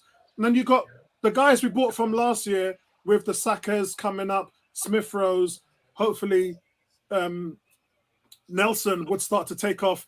So we're not even close to seeing the best of this team. So I'm still weighing that up, playing within ourselves, Vincey, because I think we have got so much more to give. This is just the beginning. When I use the words playing within themselves, I think Arsenal, if they get chances, we should be scoring more goals, regardless. I felt that one. We should be scoring more goals. So if we're in situations where we get in multiple chances and we're not scoring, I'm thinking, okay, right, we're now playing within ourselves because we're making games harder than it actually should be. We're eking out results and it's great, but actually for us to be dominant when we actually we've been talking for years, okay, if we took our chances, we'd win games. So why aren't we taking chances when we're making quality chances now on previous years? So that's why I say playing within ourselves. We are winning, playing good football. That's all that matters. We're not winning like Tottenham, where he's bored to death. Even though Kulusevski today looked really, really good. I'm gonna say that like 100 times today. I mean, I don't know if that's actually factually true, Bertram. I mean, if you keep winning 4-3, which they've won 4-3 on how many occasions this season, it's entertaining. 7 goals in a game is entertaining. No, Tony. Yeah. Tony. The only reason why they scored 4 goals today because they're coming from behind and they come out of their shell to play because they had to. But the football is not exciting. Kulusevski today was exciting. Football wasn't exciting if your team scores 4 goals, Bertram. No, but you're talking about one game, Tony. You watch them all season? Bertram, they've won 2 games on the trot, 4-3. Tony, talk to Spurs fans. The football is not. You're not loving the football. You're not loving your football. I was that free kick. They've booked Gabriel. Too aggressive, I guess. Must be too aggressive. The ref wait to get his card out on that one. I do think Tottenham can be got at quite consistently in the this defense league. is poor, Vincey. The defense is poor. Defense is poor. That's right. Right. You've nailed it on the head. But their offense is fantastic. It's stuttering. It is stuttering. Yeah, but Tony, their midfield their midfield is okay. Their defense is poor. The attack is fantastic, but it is. But you got to get the ball up there, right? It's how you get the ball from defense to offense. Is where you get your fluidity from, not just on top. So, guys, Wolves have got a free kick outside the Arsenal box after Gabriel got booked. Nothing happening, guys. Nothing happening. We have the ball. Zinchenko has the ball. Sorry, I'm ahead of you a little bit. So right. So hold on. Mark T is saying you rock just saw your comment 1-0, which gave me just enough time to log back onto the match and see the goal live. Thank you kindly. I'm not sure who that was. Mark says Portugal are still in this game. Sorry, Wolverhampton. Ramsdale's just got the ball playing it out of the back. Cam says it's a myth that we can't score goals. There's a little bit of in between on that. Look, the only team that scored more goals than us is Man City. So we haven't had a game where we've scored 31 goals in 14 games, which is more than 2 goals a game. So we can score goals. And we're the only team to have scored in every game. Yeah, it's just that what it is, Tony, is that and I said this to Vincey 5 minutes ago, we're still trying to figure it out. 15 games together. Man City's played for years. Liverpool's played for years. We're going to get better. So what we're seeing, guys, is the frustration of seeing everything all develop. Yeah, this is not the best that these guys can do. They will develop. They will get better. And it's frustrating because, it nearly went 2-0 up there. Bertram, you left me out. That was Odegaard again. No. I saw that, but I didn't want to say anything. I don't want to bust your bubble. I don't want to bubble. I didn't say anything. Odegaard probably should have scored that. He probably should have scored that actually.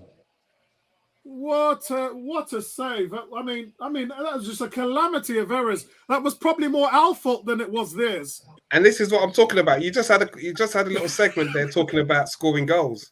You know, just look at that. That in that situation, that's weak. You know, you're in front of the goal. You got to do better than that. You know, I do think we've got a problem scoring goals. I think, as you say, not like in prior years, guys. Not like in prior years. No. Prior years, we've got much better. The goals are spread out. Only Man City has scored more goals than us. Yeah, the goals are spread out this year. The goals are spread out. Yeah, but you're going to look at that situation. Martinez in front of the goal. Yeah, in that situation, that's a good chance. Odegaard probably should have headed across the goal. If he had across the goal, probably had a chance to score. You know, we've got to do better in there. Yeah. Oh, come on. I'm not talking about saying that, you know, I mean, back back in the day, back then, we struggled, but at the same time, as fans, we can't call for us to have more chances, and we have more chances, and we're not putting away those good chances that should be put away. You know, I'm a striker. I've gone through dry spells, and I have to hold my hand up. So when I see it, I'm gonna call it. Yeah, that was messy there, man. I'm gonna take the Vincey playbook on this one, guys. The performance, as long as the performance is there, the goals will come. You go to Stamford Bridge and you have 3 times more shots than they do. I mean, that's just ridiculous. But this Wolves team is just toothless. 8 goals in 15 games. They ain't scoring a goal today. Apollo, don't put any curse on. I put them up on it already, Bertram. Hey, Bertram, you know, going to score a goal. Bertram, you know, my granddad in Jamaica, Jamaica used to say, "You put your mouth on it." Exactly, put your mouth on it. All right, Jesus, let's see what you do with this. Beat him now. 1-on. Jesus to the ball, top of the box, looking to beat step over twice, 3 times. Try to find this type of games. Odegaard. Wow. Wow. You imagine if we had to come back from if that penalty was given in the first half. I think you'll see a completely different performance. Yeah. Mm. And again, there are goals in this game, so you know. Odegaard is so slow, like a snail. Watch this play a while ago. Should have got in the box a while ago. Yeah, Jesus picking up the ball on the left. He's got 2 defenders in front of him. He's going, he tries to slip Odegaard a ball through. And he Totti just made a fantastic play, which I think Mark said. Mark said Totti cuts out the ball to Odegaard. That would have been 2-0 there, guys. Great play by Jesus. He did this last week, setting up Odegaard. As you can see, Odegaard running into the box later, and Totti just makes a brilliant play. Yeah. Gary getting frustrated, saying, Jesus, shoot. I think he made the right play, actually. Yeah, me too. There wasn't a shot there. Unless he went left. There wasn't really a shot there. Yeah, you got to give credit to the defender for making that play, man. Jesus has played well today. I didn't give him enough credit last week. I put my hand up for that because of all the off-the-ball play. But, you know, you can definitely see what he's doing. If he doesn't play well, if he doesn't score, he's still playing well. Shinchenko with the volley, it comes back into the middle. We need another goal. So what is Jesus on pace for in goals right now for the rest of the season? Because we have no idea. He started off with 5 in about 6, and he hasn't scored the last 10 games. But listen, but you know, it might be like the number 18 bus. Yeah, you don't see one in an hour, and then all of a sudden they all come at once. So yeah, you've got to be confident that it's going to start to come again. But it is frustrating that it isn't coming, you know, game after game. But yeah, you got to feel that it's going to happen. You know, no striker playing like that, Tony, can go that long. I mean, you have to wonder how on earth has he not scored with all the chances he's had. He gets 2 or 3 really good chances every single week. But he creates some of them. He creates some of them himself, but he's still got to hit the net. He's got to hit the net. So we've got Saka, Jesus, and Martinelli all on 5 goals. Jesus shot accuracy is 62%. You forgot Odegaard in Odegaard. that. Odegaard 5 goals. Yeah. Odegaard 5 Yeah, goals. Odegaard's now gone in there. His shot accuracy probably is going to be the highest, Odegaard's. Then it's Jesus with probably 62, Saka with 52, and Martinelli with 48. Andrew being naughty. Andrew says, a bit like my love life, Apollo. Several appear all at once. Listen, we've seen those days, man, where you leave school, you go to college, you know, some of the days are just barren, and then you turn around and all of a sudden everybody will ring your number. I wouldn't know about that. But anyway. Hey, Bertram, it was my 27th wedding anniversary yesterday, so I'm congrats, good. Man. That's a good thing. It's a good thing. 27 years. Wow. It's a long time. I see what some of my friends are going through out there. Boy, I would hate to be in that position right now. Things have changed a lot. Yeah, since the days when I was dating, man, things have changed a lot. Yeah. I mean, most of your friends are like me, buddy. We're in our 50s. Dating in your 50s ain't easy. Yeah, man. Listen, dating in your 20s ain't easy. I think, in all honesty, I probably think I've probably got it easier than today's 20-year-olds. Well, I get the tropes by my kids. Ramsdale is down. Ball over the top to Traore. He caught the ball, got hit. He's laid out. Yeah, I get all these tropes from my kids. My daughter's 21. My son is 19. Leonce's birthday was 2 days ago, so he's 35. So they all tell me about all their dramas with dating, and I'm just like, boy. Yeah, ain't like it used to be, I tell you. Yeah, Traore with the knee brace there, Bertram. Yeah. Yeah, getting hit with a knee like that is like getting curb stomped from Captain America. That's all muscles running into you. All muscles. Hit with all muscles. Adama just flattened our keeper. Yeah, man. Proper curb stomp. Apollo, I'm just going to send you a message, a picture in Facebook, on Facebook. All right, okay, bro. I don't even have that opened at the moment, so let me open it. I think if we win this game, we can afford to lose half our remaining games and still make top 4. That's a good thing. That's a good thing. Get that out of the way. The key in Man I'll put it in the podcast. I'll put it in the podcast, Apollo. Whoa, that's a hard hit. It's showing you again. That's a hard hit. Oh. Yeah, that's it wasn't deliberate. Like I said, but... man, that's curb stomp today. Hey Tony, that was proper Wakanda tactics right there, man, from Traore.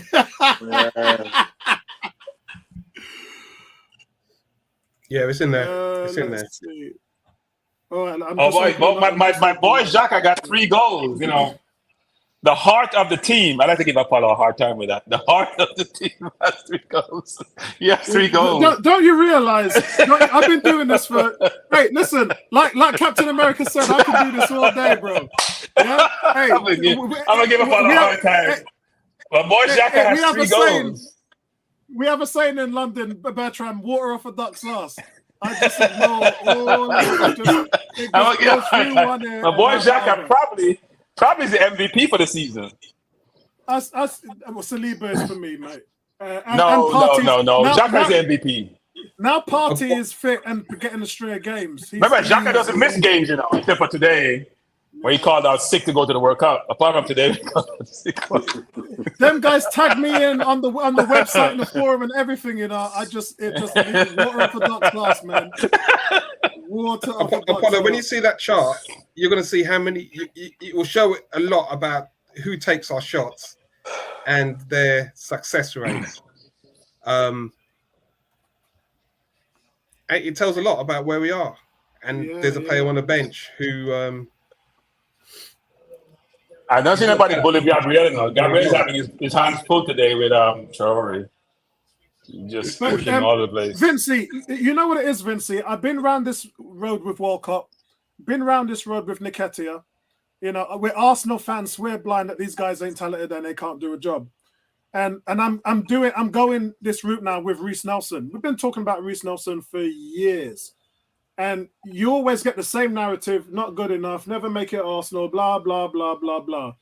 But the frustration for me is when you hear this narrative and the guy's not even on the pitch, give the guy some game time, give him a run and see what he can do. Then we can come back and have a conversation.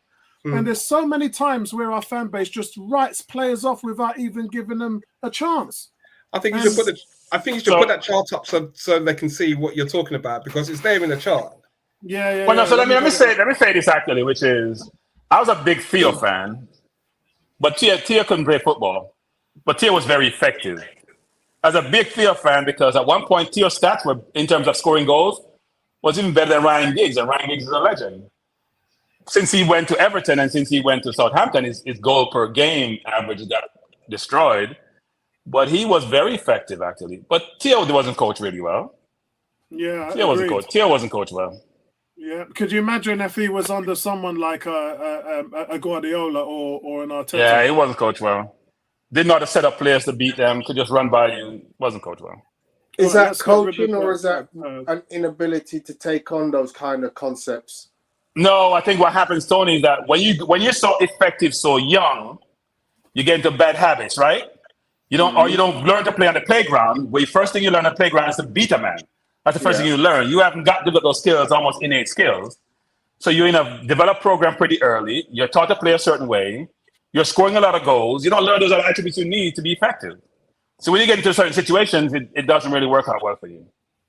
So Theo was very effective. He just was. I don't think he was coached well or learned the game a certain way. Yeah, that's what I'm saying. I mean, we're dominating possession at the moment.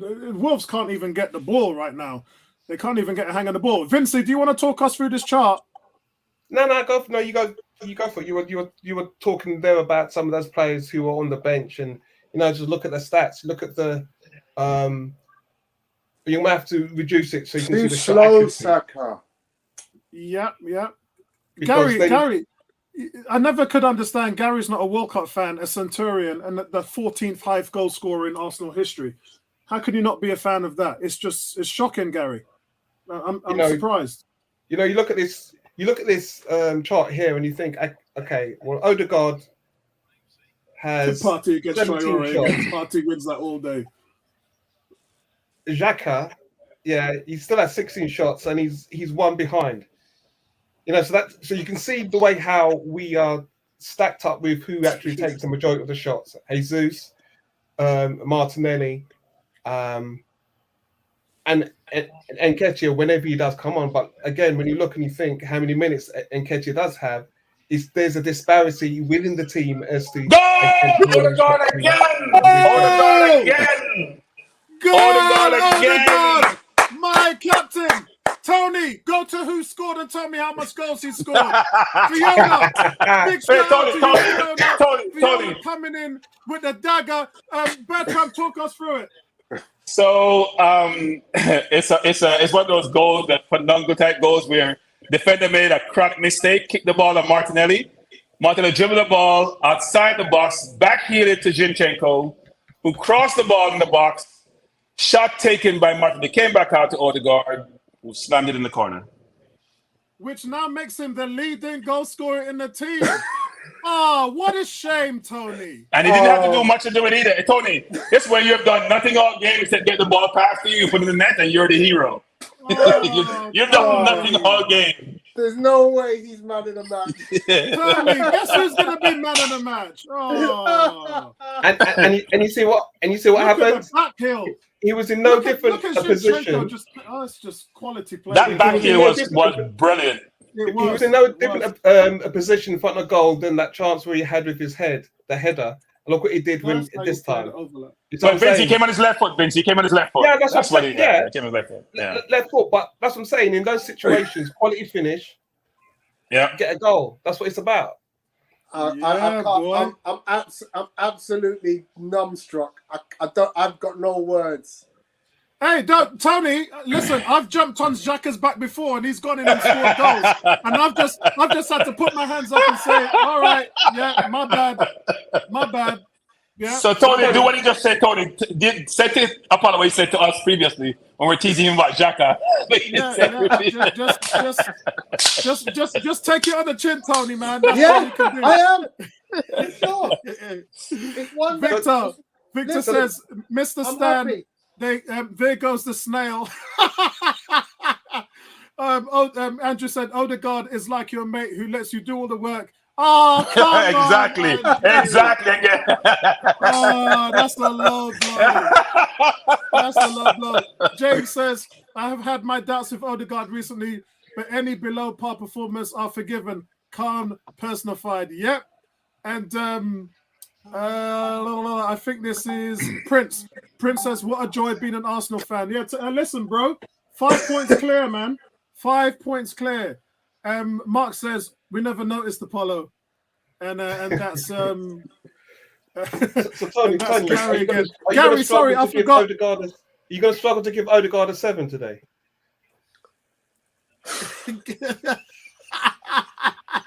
Because he could quite easily get a 7 for scoring 2 goals. Bro. Game winner getting a 7. Let's see if BT Sports gives him. Let's see. Let's see what they do in the studio. Oh my god! You know what? I think he should take off Xhaka. I think he should take off Saka. He needs a rest. Take him off. You know, one thing I love about Odegaard is what makes me laugh about Arsenal. To some Arsenal fans is when I analyze him and talk about his play, I talk about his play, and a lot of people when they speak, they get wrapped up in what he does with the ball offensively and all these different things. He's one of the best off the ball defenders that we have on the team. He's in the top of the team in almost every category of winning the ball and playing the ball into the final third. And it's just like those little things I know because I see them. But so many fans don't even look at that side of the game. And they might see a sloppy pass here or there or a problem in possession. And then they might then they'll come out and say, oh, Odegaard, what are you doing? He's got to play. He's not played well. He's not played. And seriously, I just have to suffer in silence. I just don't say nothing. And Apollo, you can gloat today, but Odegaard hasn't played well forever. I'm sorry. He hasn't played well for a lot of games. You just summed it up by saying you're sorry. that's all I can say, bro. I think Gary's been reading our mind with his comment that he's put in there. Gary's kidding me. Tone going to give Odegaard a 6.9. No, I think you got that the other way, Gary. It's 9.6. He gets a 3 and he gets 2 points each for each goal. Victor says, Mr. Stan, leave soccer to your son, Jeff. or Josh. This is poor Tony, says Fiona. Tony's good, man. Listen, we banter all the time. You want to see us when we're in the stadium? We banter all the time, bro. Oh, man. Why haven't we scored again? What went on there? Boys, we're ripping this Prince team is saying, I'm apart. calling it now. We are winning the Premier That must League. be G. That must be G. So is it safe to say that Odegaard scores when he wants? No, it's Prince. It's Prince. Prince just said, I'm calling it now. Okay. Yeah. Oh, dear. Sorry, Vincey, what did you say? I was saying, is it safe to say that Odegaard scores when he wants? He could have had a hat-trick today, though. It's the one me and Bertrand was talking about.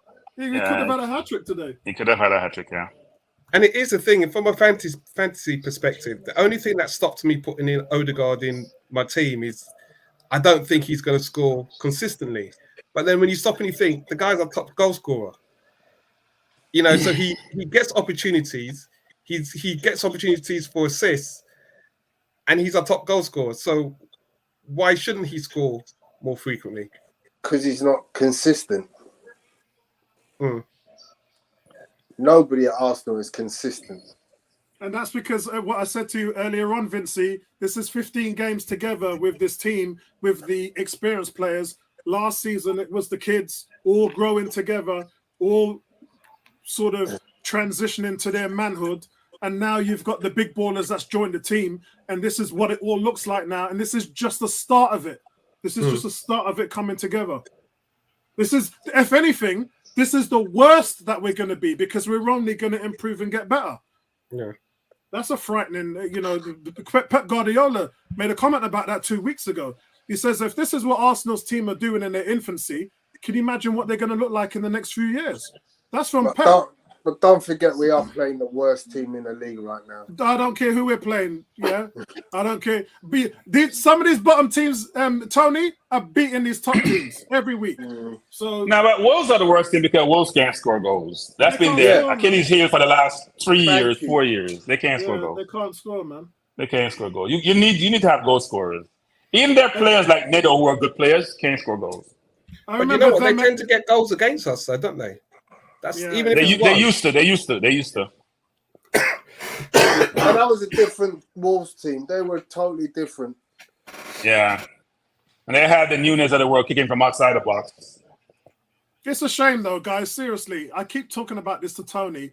Losing Neto, losing Jimenez, it's just punishment for these guys. And the guy they buy in the summer to score goals for them, he's injured all season as well. So they're just hemorrhaging. Which is why I said to you, Tony, the only reason why I say they're not going to get relegated is because these guys are going to be coming back in the new year. But we'll have to wait and see, man. I don't know. Everybody's getting better, apart from maybe a West Ham and a few more teams. But look at Leicester. Leicester's playing up to their potential now. So you never know. Everton look bad right now. But they haven't given up a lot of goals, Before today, they only given up 11 goals. Then they gave up 3 today. But they also can't score goals. Their biggest problem is their goals. Their goal against was at one point the best in the league 2 games ago. More than two games ago.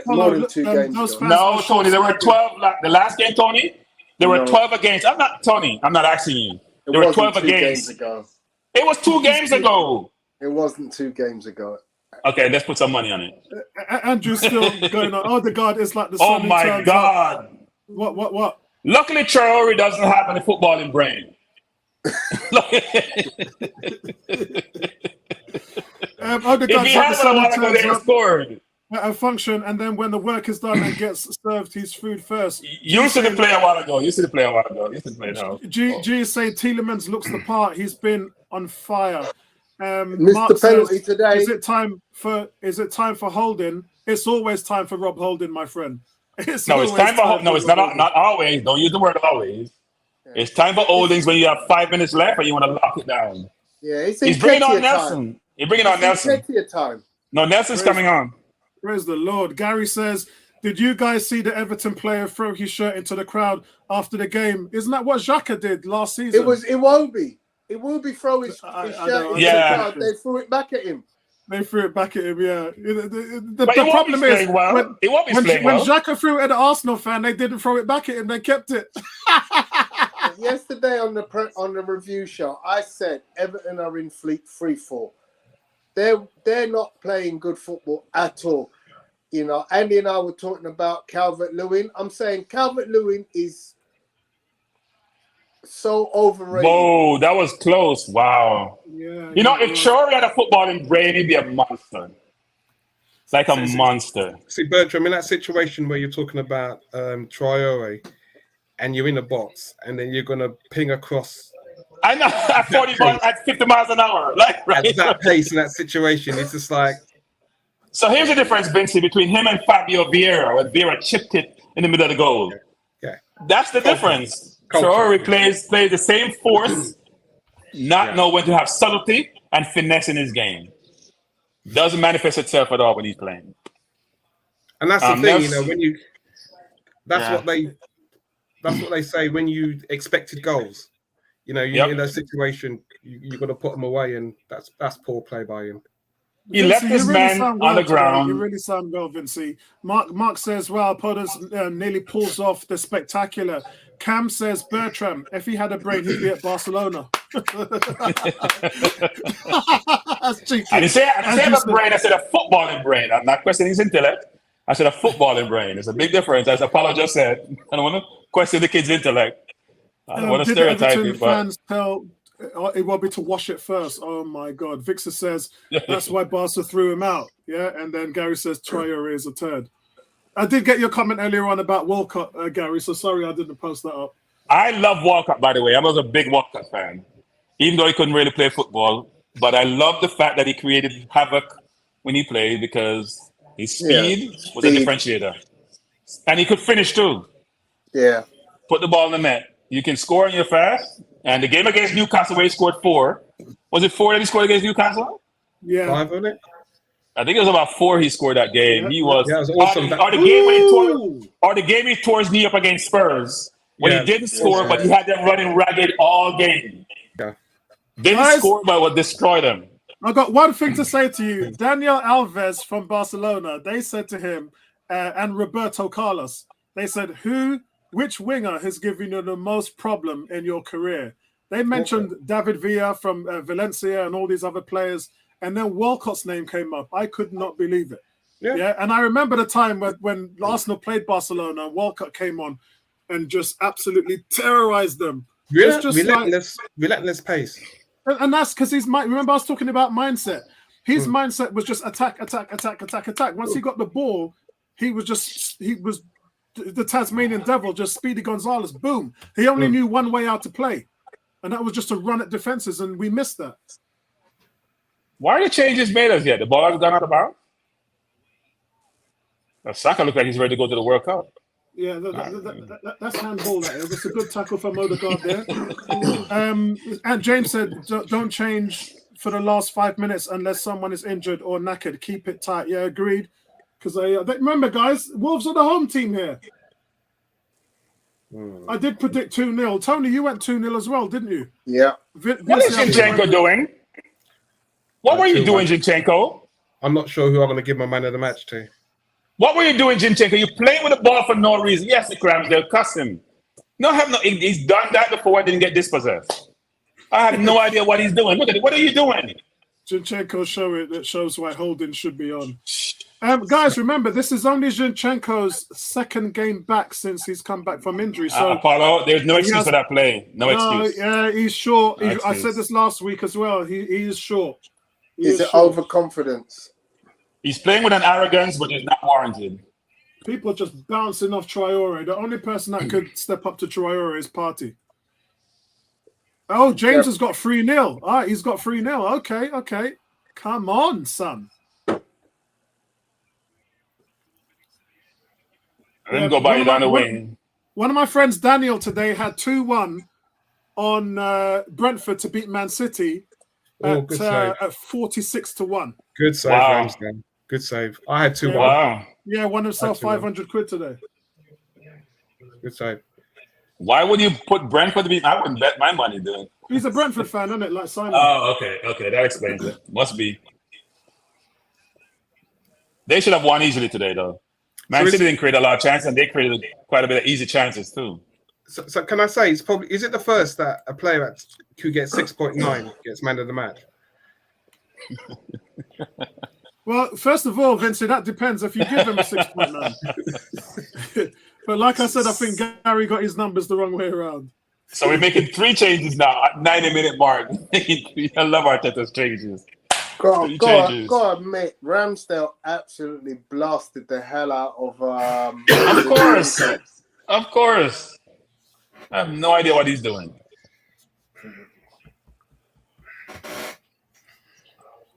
Yeah, Saka should have come off 20 minutes ago. Well, I tell you, normally Ramsdale has not been that busy, especially in the last few games, and it's nice to see that when called upon today, he's been okay. There's a triple substitution on now, guys. Reece Nelson, El Nene, and Cedric Soares all coming on. Zinchenko off, along with Saka. I'm not sure who the third person is. Zinchenko was coming off, but I don't look like he stopped, actually. I'm sorry, not Zinchenko. Vieira was coming off, but it looked like he may have come off. I'm not sure who came off for the third person. We have 3 minutes to go. Blow it off, referee. Let's go in with a 5-point cushion at the top of the table come Christmas. God, that would be. I can't wait to see what them guys. The whole of Talk Sport, Simon Jordan, the lot of them, Jason Cundy, all of them guys, always saying, "Yeah, Arsenal are doing well, but they'll never win the league." Odegaard made a play of the game so far for him, even though he scored 2 goals. That was pretty. And then Partey decided to give it away. Yeah, I see him get back and make 2 good defensive tackles as well. Let me just shore up this player ratings. Okay. It's hard to rate the players today, I must admit. It's like the Yeah, last game against Chelsea. It was very hard to grade against Chelsea. Yeah. But overall, for me, Bertram, I always lay credence to the fact that these are away games in the Premier League. It don't matter if you're at home. We don't give up goals away, Apollo. We don't give up goals away. Yeah, I believe it's four goals all season we've let in away Tony, from home, which is the best in the league. Tony, Yes, the Bama Ole Miss games just started on YouTube. Okay, mate.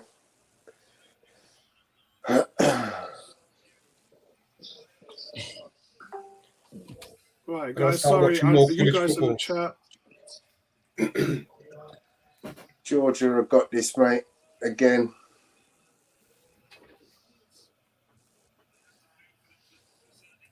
Oh, that was sweet by Odegaard. So Victor says we need those subs. 70 minutes. I give the coach 5. James says Vieira was the 3rd to be subbed. Oh, wow. Yeah, the substitute was substituted. Yeah, but he came on early, so that he's forgiven. He did, yeah. Mark says Bruno has looked good against Saka. He has, a decent player. G says, I swear I was going to post when Vieira was bought on that he was going to be taken off at El Nene if we were winning comfortably. I knew it would happen. Gary saying Wolves haven't scored a single goal between. Why do some of these fans take their shirts that's off? What's on the Gary? If you go to the game, the preview I put in at the chat, I did say that Wolves has not scored a single goal past 56 minutes in this season. So, do you guys think we should strengthen in January? Yeah, for sure. 100%. 200 million. Because we can win this league, We can win this league. We can. We just need to strengthen. Yep, we need to strengthen. Andrew you know says what? 5 points dropped so far this season. Who would have predicted that? Just dropped 5 points. I'm going to put a shout out. And frankly, we should have beaten Southampton, so it should have been just 3. Yeah. For the guys in the chat to consider Vieira being man of the match as an impact sub. Vieira's man of the match? No, I don't know, man. I think Jesus played well, even though he didn't score. I don't know. It's like a walk in the park today. We just went through the motions. We won the game. I'm just thinking, he's come on, he's made a difference with the goals. He played in that position, and yeah, I'm probably going to go for Vieira, man of the match. Really? No. If in terms of plays, I mean, the first goal that we scored was mainly he get the assist, but Jesus was the pre-assist. That was the one that unlocked their defense. Yeah, you can't get man of the match for that.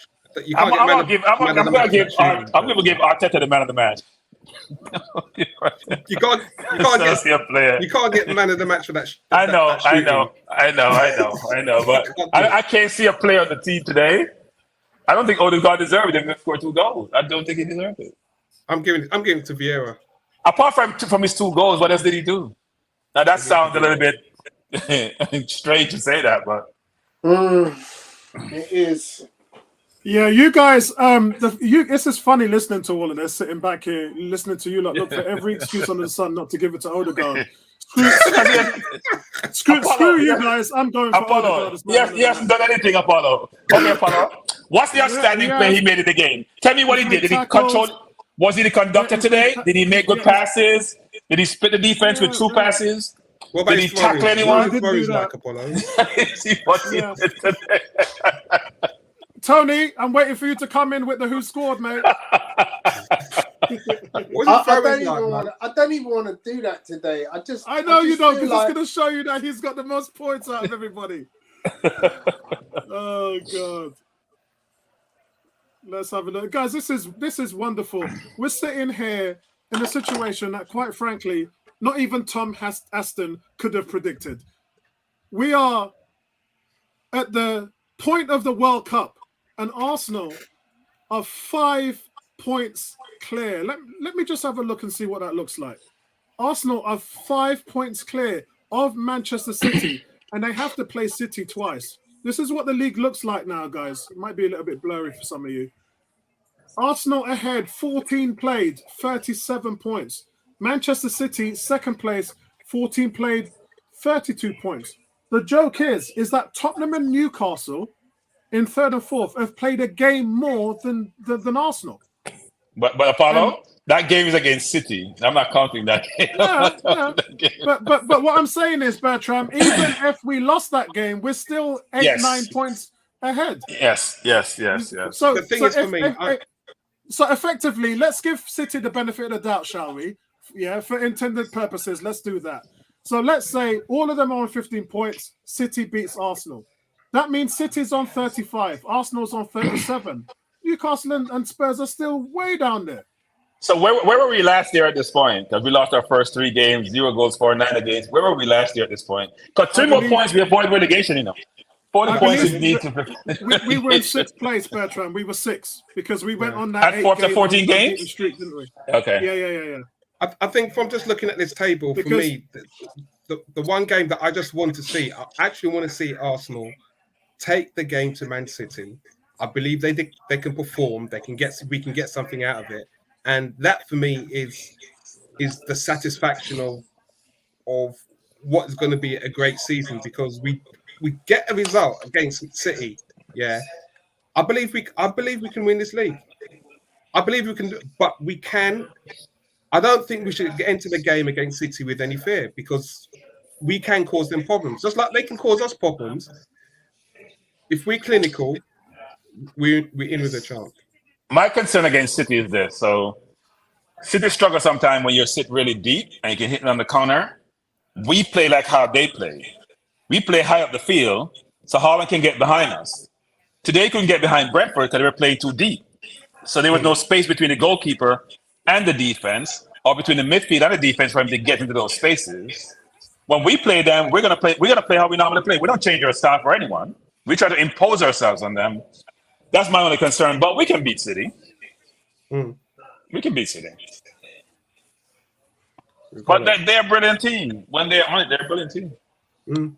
But see, the thing that no one's talking about is that we're also a brilliant team, Bertram. And that's the reason why I made the Talk Sport reference, because everybody is assuming that City's just going to run away with the title. And let me get rid of this thing now. I agree. But you see, the thing I think, Apollo, here's why people think so. Because their bench is so strong. Yeah. And our bench is thin. And as you go through the season, you're going to have injuries. Like I saw with Xhaka today coming out just ill, not even injured. You're going to have injuries. The question is, how can you compensate for those injuries? They had Mahrez and Grealish on the bench today. They can get on the field. And they made substitution. They didn't put those two on the field. So let me Diaz didn't play. Yeah. So let me throw you an intangible. Intangible number 1 is Liverpool went through this and they actually didn't have any injuries. Now it happens. I'm not saying it's going to happen to us. I'm saying that it's an intangible, which means, we can see a change of fortune here.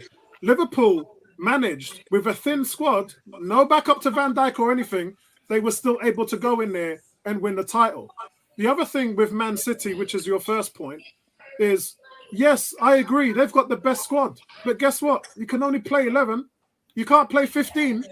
Apollo, be careful. So here's the thing, Apollo, here's the thing. Now we are in the last 16 of the Europa League. That starts in February. We'll have to play our best team because our subs have shown in the Europa League they're not at the right level. So then you're going to be playing on Thursday and Sunday with the same team. It becomes much more difficult to avoid injuries. They're going to the World Cup now, and we got to wrap Partey. We got to hope Ghana gets knocked out early. The longer he goes to the World Cup, the more I get concerned about him. If they go to, last 16, last 8, I don't think at his age of 40, he can withstand that. He got one more year from last year. No, he's 40. I would say he was 39 last year.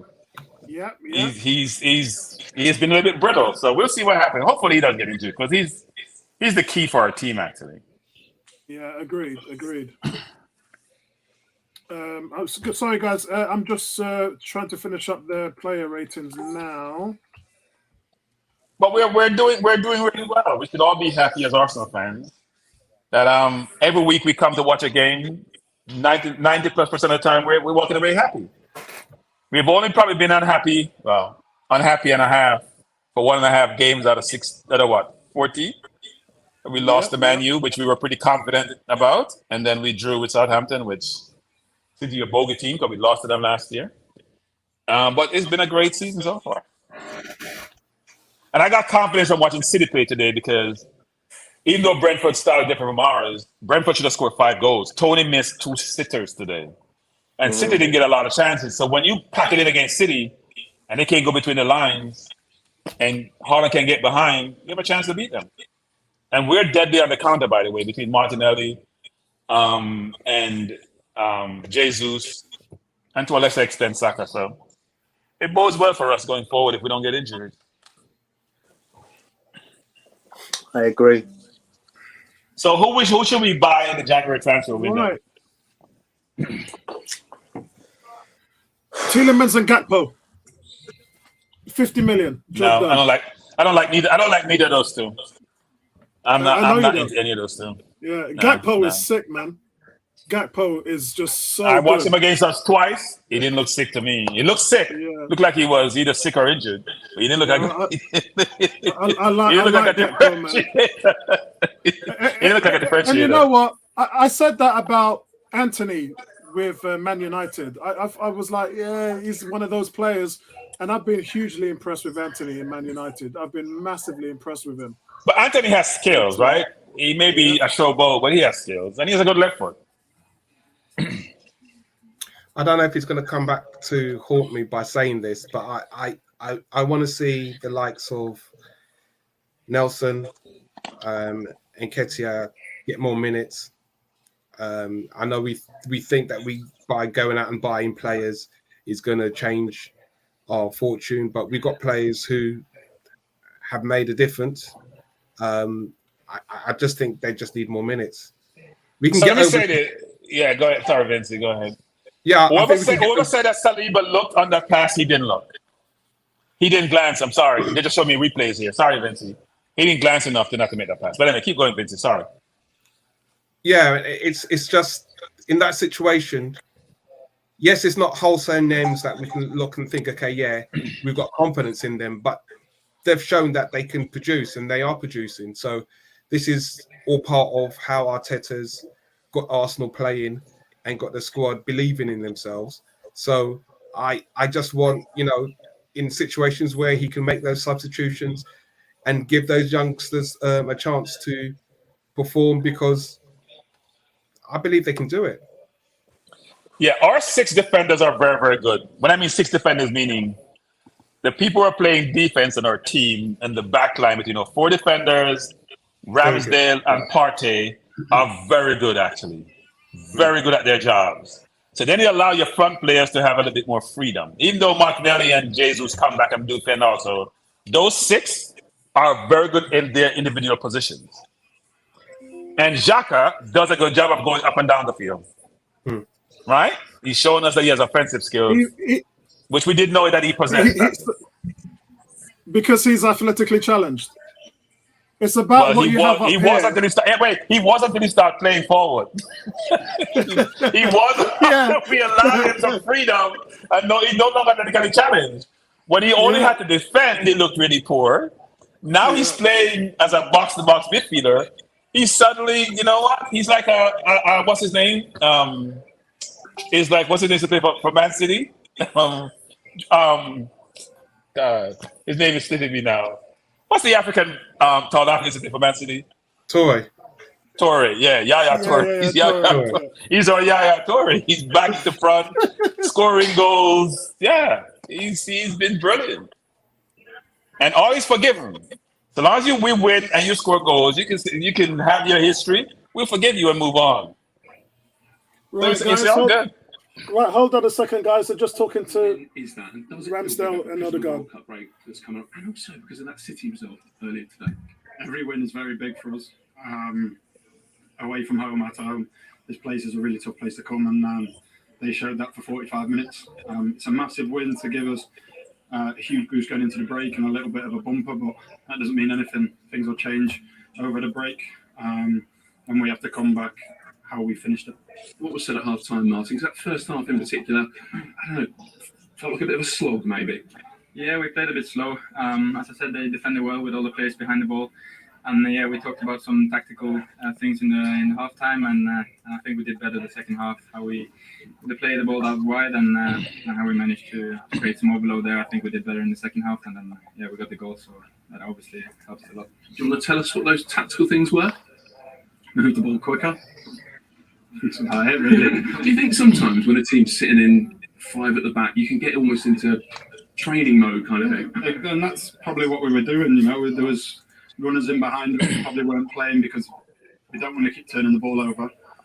So like you say, it comes into that training regime where you just keep the ball, and there wasn't anything at the end of it really. And we just had to be a bit braver, be a bit quicker on the ball, and get Thomas Partey onto the ball into midfield. He's overloads, etc. Speed of ball, and then obviously we got a goal from it. So Martin, 2 goals for you. That first one, it was a race to the ball with Bukayo, wasn't it? yeah, it was a bit quicker than him, wasn't it? So I got it first, yeah. Oh, didn't know that. Oh, no, I thought. I think I said That's funny. That's funny. No, you're more greedy. That's what he was. Definitely mine, yeah. Yeah, I think it was a cross, and then goalkeeper pops it out, I think, and then the rebound, yeah. So it was good. So 5 points clear at Christmas. I know you guys won't want to get carried away, but Arsenal supporters definitely should. No, we have to stay calm. We've said it many times, you know, it's a long way to the end of the season, you know, with some good teams around us. We're going to play every game as a final, as we said, and yeah, that's all. And World Cup squad for you? Looking forward to it? Yeah, delighted. We'll see what happens, and we'll go from there. I'll enjoy every minute of it, no matter what the outcome, and hopefully we can go and win that, and then come back and we'll focus on Arsenal. Okay, so Okay. Let's stop dreaming. Let's stop dreaming now. Let's stop dreaming. Let's stop dreaming. You're not winning the World Cup. You can tell you that. You're not winning the World Cup. Funny, they've gone with Odegaard as well. So yes, you guys can see, so have I. So let me just fly through mine. My player ratings, guys, is Ramsdale. I'm going to give him a 7. Again, called into action though today, which is the difference of what we've seen from him lately. Batting away that effort from Daniel Podence, I thought that was good, but he made another save in the first half. Distribution today was okay, no problems with that. Solid day from Ramsdale today. Ben White, I've been a little bit generous because there was a couple of things that Ben White did which I thought was a little bit sloppy, but that was in the final third. I thought defensively was sound. I just thought that maybe when he was supporting Saka, he probably could have done a little bit more in the overlap today. He normally makes those runs in the byline. Did it a couple of times in the first half, but second half, it didn't look like he was interested. I don't know whether that was by instructions. If you listen to Martin Odegaard there, he did say that they were getting some instructions from Arteta. We at halftime talked about the urgency, the fact that they had to step up the tempo and stop giving the ball away in the midfield, which was actually letting Wolves back into the game. So they did clean it up. It was a better second half, which we were hoping for. But overall, the display wasn't great. But again, it's all about the resolve, and it's away from home, which is never an easy thing in the Premier League. Saliba, he got away with it today. Normally, his composure doesn't let him down. That's all it is. Great positioning, cool under pressure, great composure. And I think today, maybe for me, it was just the quality of the ball that was played through. As I said to Bertram, you could see on the wing, the balls come in and he's almost falling over, but he knows he has to play the ball in, otherwise he'll be offside. And it just beats the trap. It's, you know, sometimes if your centre-backs are not always going to beat a well-timed ball into the box with a speedy forward. So, and that's just what happened. He got away with it. But outside of that, I thought he was okay. Gabriel today, I know he was booked. He got a yellow. He did slightly better. Well, I wouldn't say slightly. He had a more cleaner game, and I think he had 7 clearances as well. So did his job on there as he always does. So I'm going to actually give Gabriel an 8 today. Actually, it should be a 7.5. Otherwise, that would make him joint man of the match. 7.5. Nothing wrong with that. Nothing wrong with that. I want to see how you explain the Partey Odegaard comparison and how you give Odegaard man of the match. But keep going. No, because that shouldn't be there. It's just What's been happening is when I've been clicking this thing, it's going back to the last It's game. his finger so that shouldn't be slips. there. It's a default rating for Let me Party. just make sure that everyone else is okay. Yeah, it was just Party. So Zinchenko, guys, I thought he struggled. This is the second game he's come back from 6 weeks off, and it just looks like he hasn't found his stride yet. So I thought he struggled today. If anything, it was just a bit of a timid performance. I would have loved for him to just create a little bit more overloads today, which is what he normally does. The one time he got to the byline on the overline, we scored the second goal. You know, that was the back heel from Martinelli that me and Bertrand was talking about. That was the one time that Zinchenko got to the byline on the overlap and he was in a position to put the ball in from the side, and then we got a goal out of it. But we just didn't see that today, and there's no point in harping on the player's form when he's just coming back from 6 weeks off. He just needs to play a little bit more football, and I'm sure his form will come back. Thomas Partey, not a great first half, but he showed up in the second half. As the captain just said, they wanted more transitional play out of him, and that's exactly what they got. He started to take more command of the game in the second half, and he gets a solid 7 for me. Now, Saka, no, it's Vieira. Vieira, I thought, actually did much better in the second half. I thought in the first half he struggled. Oh, that's Ebony. Sorry, I didn't realize. Ebony, big shout out to you, girl. Second half, I thought he played a lot better, starting to dictate the flow of the game. This is what we want to see from Vieira. We just want to see this. It's not consistent at the moment. Maybe that might be down to the Premier League. Maybe that'd be down to him not starting because he actually doesn't start league games. So maybe it's a thing that we have to see him play more. But we definitely saw what he's all about in the second half. Very, very good display by Fabio Vieira for me. Bit shaky in the first half, bit lightweight in the first half. Bantamweight, as I say to Tony, Puglis boy. But then he was a middleweight in the second half, and definitely a better game from him. Saka, I thought was a mixed bag, but I thought look, we talked about it at halftime. Could have done more to challenge that right side. Everything was going through him, so you would expect a little bit more from him. But overall, especially on the defensive side, his game was up to par, so he gets a solid 7. Odegaard gets my man of the match. Less influential in possession. Just wanted to put that out there before anybody started asking questions. But positioned him well defensively, winning the ball back, putting pressure on the rondo. He dictated the rondo, by the way. Every time we lost possession, you could see him waving his hands on to overcrowd the Wolves players and win the ball back. And then obviously he put himself in the position to make those late runs, which is something that you have to do in order to get results. So, and that's what he did. And he got and probably should have had a hat-trick today, but he gets an 8. Martinelli, I thought, had a really poor first half, and then I thought he came into the game in the second half. I think he needed to show a little bit more desire in the box. Sometimes when you're a winger and you're left out on an island, that might be your fault that you're not getting involved in the play. And he started to get more involved in the play, make runs inside the box, as we talked about being that option when Jesus drops back and Odegaard's looking to play that ball in, who's going to be available in the middle. And he started doing that. Clever, lovely little back heel that was helping to create the second goal. And I thought he did well in the second half. So Martinelli gets a second. Jesus, my God, what does this guy have to do to score? He hit the bar today. His tenacity, he just needs to get his shooting boots on. Outside of that, his balance is okay. The reverse pass to Vieira to start off Arsenal's opener again was brilliant. But he's doing everything else but scoring goals. So it's still a really good display from him. And I'm at fault for that. I gave him a 6.5 last week for exactly the same performance as what he did today. So that was my fault last week. You know, I was more frustrated because of the silly things he does. There's a few little silly things that creeps in his games in desperation. And it's where he's just not facilitating for the team and he's taking it upon himself to try and do everything. And this is a team game. You're not going to do everything by yourself. Just remember, you've got 10 other guys out there along with you trying to help win and trying to help score. And it takes him time to settle into that mode. Today, again, started rash, ended up just flowing into the game. And as long as he's playing like that, guys, I don't think we can really talk about his goal drought. Nine or 10 games now, which is shocking considering the talent that he has. But if he wasn't in those positions to score, we'd be probably more worried. The fact is, he is getting in positions. He's dribbling with the ball into the box with his feet. He's scaring the living daylights out of defenders. So, look, it will come, guys. Arteta, to me, gets an 8. Again, a clean sheet, going away from home and rallying your troops and changing up the setup in the second half is all we can ask for a manager. I do question, however, what he did with that first substitution with Vieira instead of Tierney. I would have taken that one back if I was him. Sometimes you know these things at the end of the game, and he'll probably be questioning himself on that one.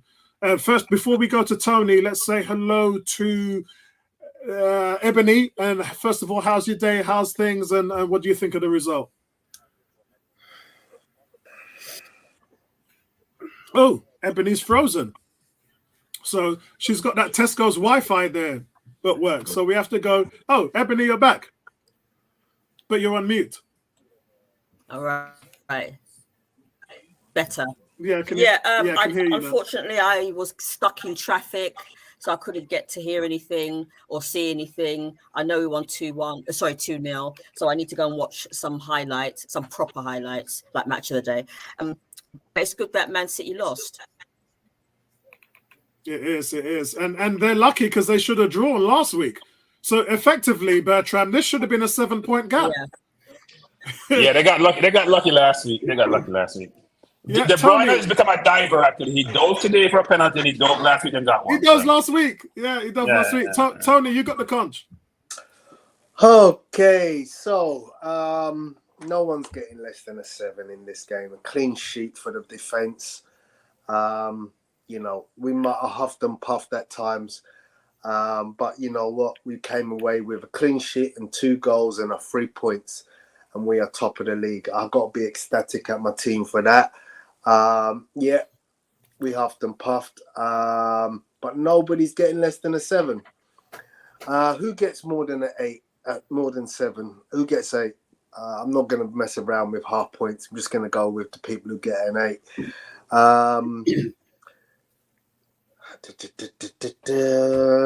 I think Gabriel deserves an 8. He was a rock.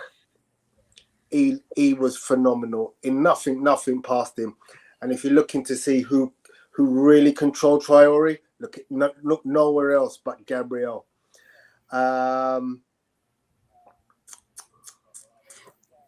I have to give Odegaard 8 because he scored 2 goals.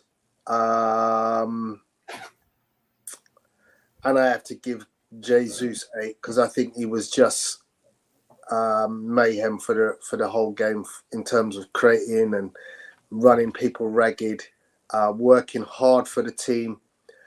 My man of the match, I think I'm going to have to go with Odegaard, really.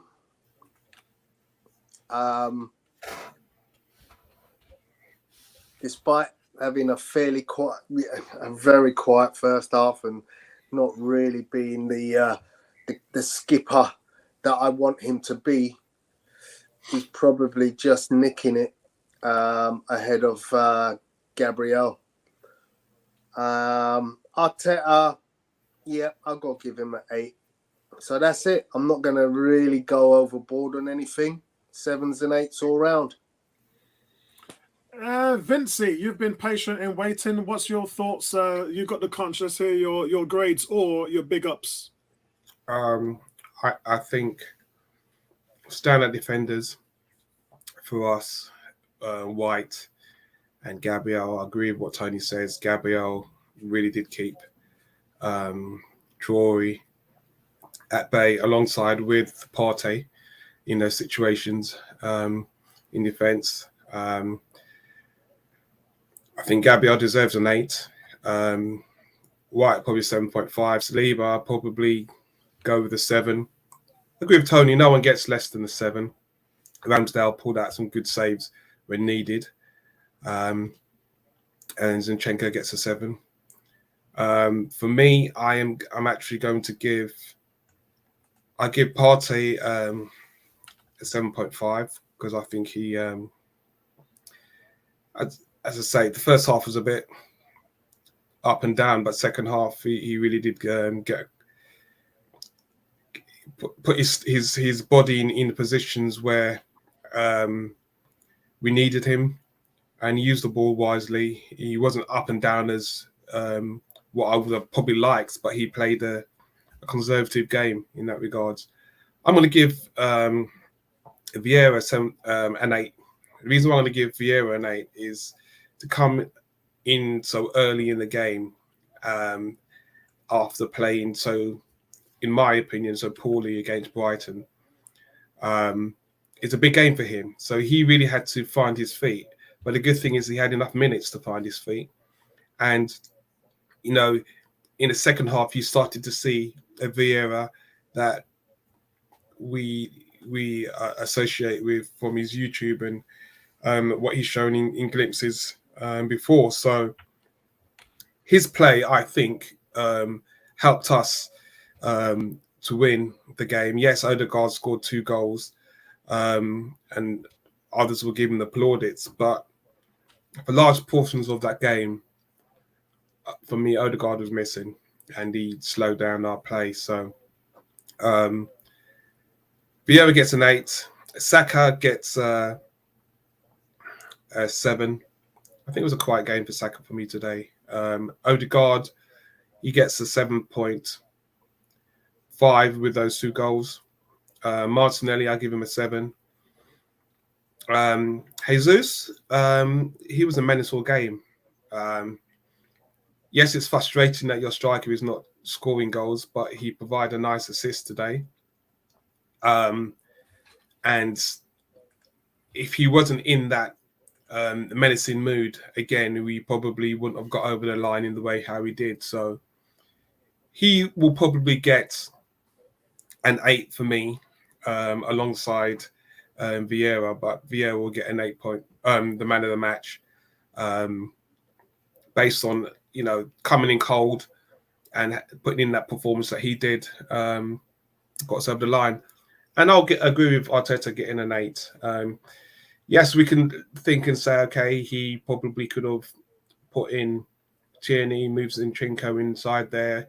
He could have put El Neni in, but I'm going to give credit where it's due. Arteta's making decisions, and he's allowing players the time to actually impact the game, and Vieira impacted the game. So, you know, as early as he made that decision, he stood by it, and kudos to Arteta. And you know, we are looking at an efficient Arsenal football team right now. Yes, we're creating chances. We should score more goals, but we are efficient, and that's scary that we can be efficient in the way how we move in the ball, and at this stage be top of the league by where we are. So kudos to Arteta.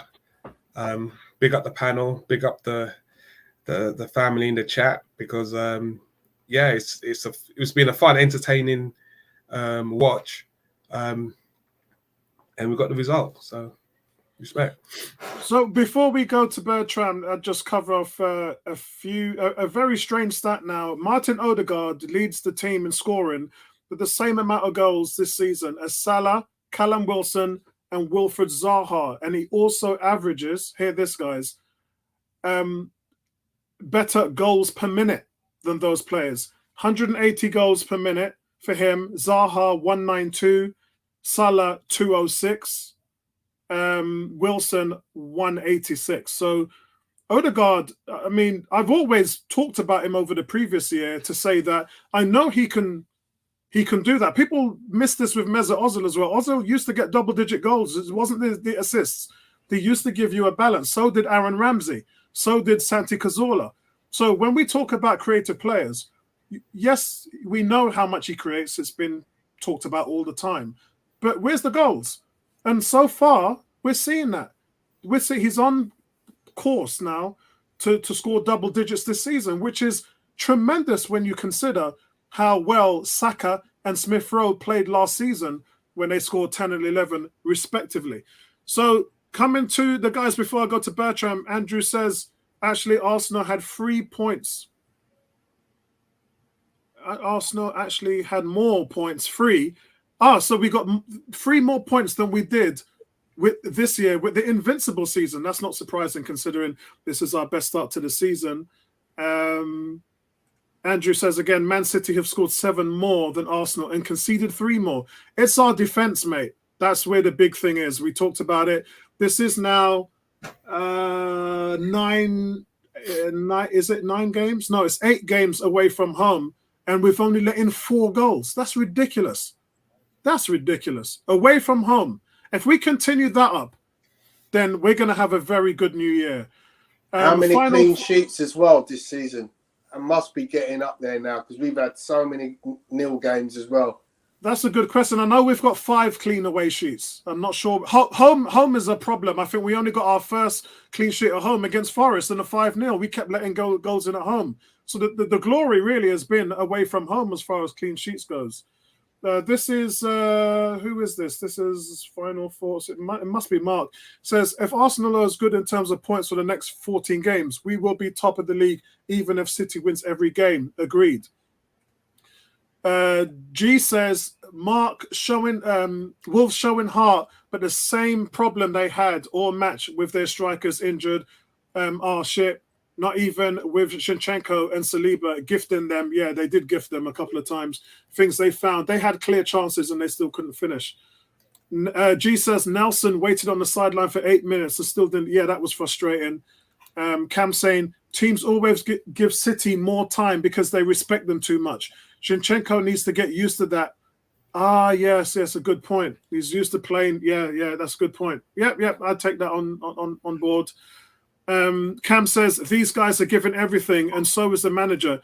It's about time people forgot the pretty infightings and got 100% behind the team. I'm not sure who he's talking about. I think they'll do us proud. Rich Poe says, good people, don't forget to hit the like button. Thank you very much, bro. Having sleep nervously through the game, Apollo and a panel summaries are both revealing and interesting, as they always are, bro. And thanks for supporting the channel. G says, Spurs, I'm not worried about. Newcastle will be tough. United, I see us winning at the Emirates. Murdrick, Tielemans, yeah, but I still think we need another striker to give us another option. I know we won't buy one, though. Danny, how are you doing, Danny? It says, you lot are criminally underrated Odegaard. Not me, bro. Them. And I've been telling them every week, but yet they still persist on it.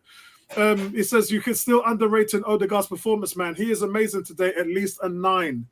Rich Post says, with no injuries pre-World Cup. Yeah, imagine that, guys. World Cup's coming next week, and the only injury we got is Smith Rowe. No injuries. Come on, Brazil. How do you think the players were about getting hurt? Man City perplexing, but I appreciate the showing. And he goes on to say, do we need to suspend our belief until the season ends? Who is that? That's Simon Jordan. Simon Jordan says, I won't believe Arsenal will win the league until the last week of the season. That's nuts. Come on, Simon Jordan, man. Listen to Simon Jordan. Yeah, who gives a damn? We don't care about him. Bertram, you got the conch. So, I listen to Simon Jordan. He's a brilliant person, both in terms of speed of thought and quality of thought. I disagree with him on a number of different things, but you can't say he's not a smart person because he actually is.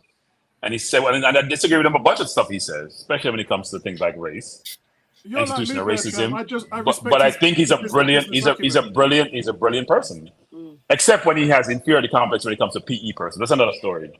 Now, some people know when they should shut up, and he does when it comes to people from private equity companies.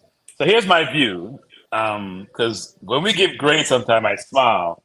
So 5 is average. 6 is just above average. Not according to Tony.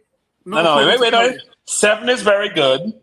8 to 10 is in the excellent range. That's how I grade.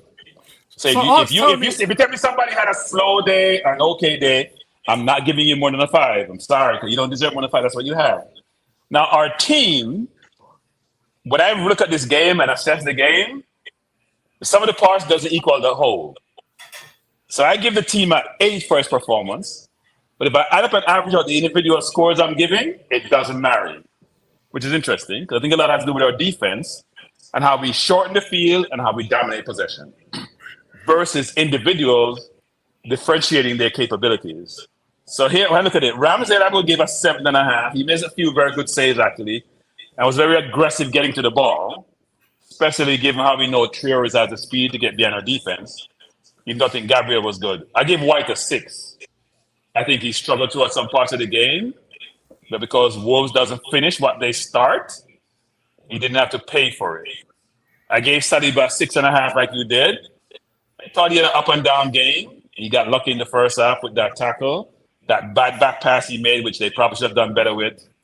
But overall, he normally has a very good game. I gave him a 6.5.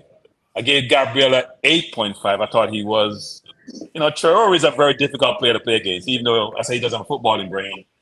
But his speed, his physicality, his skill make it very difficult. I thought he handled him very, very well today. I gave Zinchenko a 6.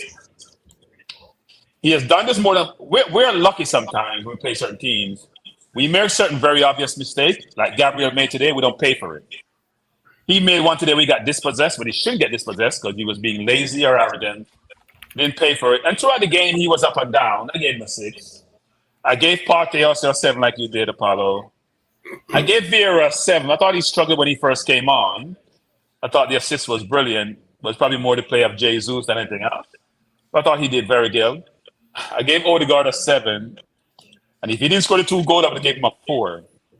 So I gave him a 7 because he scored the 2 goals. I don't think he was really in the game and influencing the game, frankly. Throughout the 90 minutes, he scored 2 goals and could have scored another 1 or 2, give him that header. But I didn't see him being a differentiator in the game apart from the goals. I know that, what's his name, saying he was brilliant, should be a 9. We're watching 2 different games, and I have my glasses on, so I know I'm seeing well today. I gave Martinelli a 7. Thought he did well. Thought the back heel was brilliant. And I gave Saka a 5 because I thought he was missing today. Didn't see him do anything in that game that was differentiator. Ordinary game, made a few passes here and there. Never beat his man throughout the game except once. Didn't see a differentiator there. I gave Jesus a 7. And I said this to Tony a while back, which is my center forward needs to score goals. So I'm paying for. Now, Jesus get a blight from me in some respects for a couple of reasons. One is he's so brilliant in his work rate. He's so brilliant getting between the lines, dismissing people. And that pass to Fabio when we were struggling offensively was a differentiator because he was behind the defense when he got the ball. He just had to do a subtle drop in the box for us to score. So I gave him a 7, but he has to start hitting the net because he's going to come back and bite us at some point in the season. We can all say, you know what, it doesn't matter until you lose a few games that he should have scored in because he's getting chances now. It's not he's not getting chances. He's getting chances. He's not hitting the net. Today he set one up by himself. The ball that Saka gave him between the lines. He cut inside. You got to put the ball in the net. Not happening. I gave Arteta an 8 because I think, look, when you're a manager with a team that only lost 1 game after a tough finish last season, and our second string is showing that they're not where they need to be. Because we didn't play well in the Europa League, frankly. We have, even though we only lost 1 game in the Europa League, it's shown in the league games that we played this week. Our bench is not what it needs to be. No Smith Rowe. The rest of the players, Nelson played good in the game he came on. But unless our bench players are playing with the first team, they're not differentiating themselves. So happy with the win. But I think, look, we can't have anything to complain about given that we're had the best start in our season ever. The only one team that hasn't won the league, being in our position, the history of the Premier League, has been Newcastle. Every other team has won the league. Now, they didn't have City to contend with, frankly, even though one could have said you probably had Man U, they were in the position. So we just need to strengthen in January in certain key positions and hope that the people like Partey, Saliba, Gabriel doesn't get injured. That will allow us to really compete with City for the title. Because I think it's a 2-horse race, frankly. Even though you shouldn't not think about Conte's team. I think it's a 2-horse race, and hopefully we can end up in the first place and shut a lot of people up. And it's funny, you mentioned something there about Jesus and him not scoring. That's actually a benefit, Bertrand, because when he does start scoring, then we're going to start to push the narrative further that we should be contenders. Last week was the first week that myself, Tony, did you say that we're title contenders now last week? I can't remember. No, I'm not going there yet. Okay. Last week was the first week that myself and Arteta actually came out and said, yes, we're title contenders. You know, we're no longer top 4 went out the window a long time ago. So I'm not sure what Vincey and Ebony think. I mean, I know Ebony's going to be my side anyway. Ebony's going to be like, yeah, title, end of, yeah. But my point is this. Yeah, sorry, I was just going to say that, you know, I'm going to wait until about February. I don't want to push the boat a little bit too much. We're looking like title contenders, but right now, you know, we've still got Man City to play, which we can beat. But they've shown they've always shown they're beatable. And then we've still got the others to play again. So, and then we've got Newcastle to play as well. So, you know, I'm gonna just hold it down a little bit until maybe February. So we have played 3 difficult games this year. Man U beat us, but didn't dominate us. Frankly, we probably should have won that game. We played better than they did. Leeds is the only team we have played who sort of bullied us this season. In the league, I mean. Now, we haven't played Newcastle yet, and we haven't played City yet, but we bullied Liverpool, we bullied Tottenham, we bullied Chelsea, even though we didn't score 1 against Chelsea. So it's very hard for me to sit here and say we're not title contenders when I've seen City struggle against certain teams. They struggled against Newcastle, who were up 2, and they came back and scored 3-all.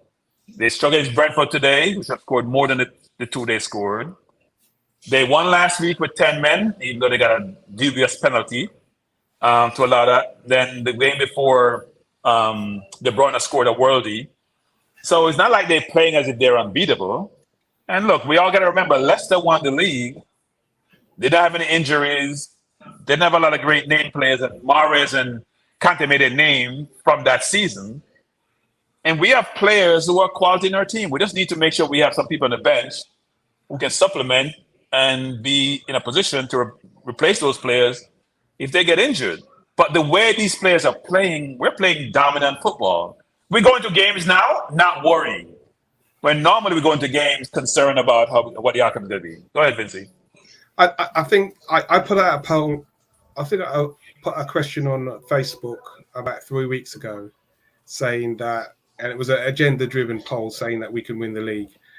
Now, I know a lot of people gave blowback because of this, but I'm talking about how I view the game, how I played the game, and the reason why I say your performances dictate what you have the opportunity to achieve. So our performances right now are dictating that we are bona fide title contenders. Why? Because we're winning games and we at the top of the league and we're playing efficient football. That continues, guess what's going to happen? We're going to look more like title contenders and have an opportunity to cross the line.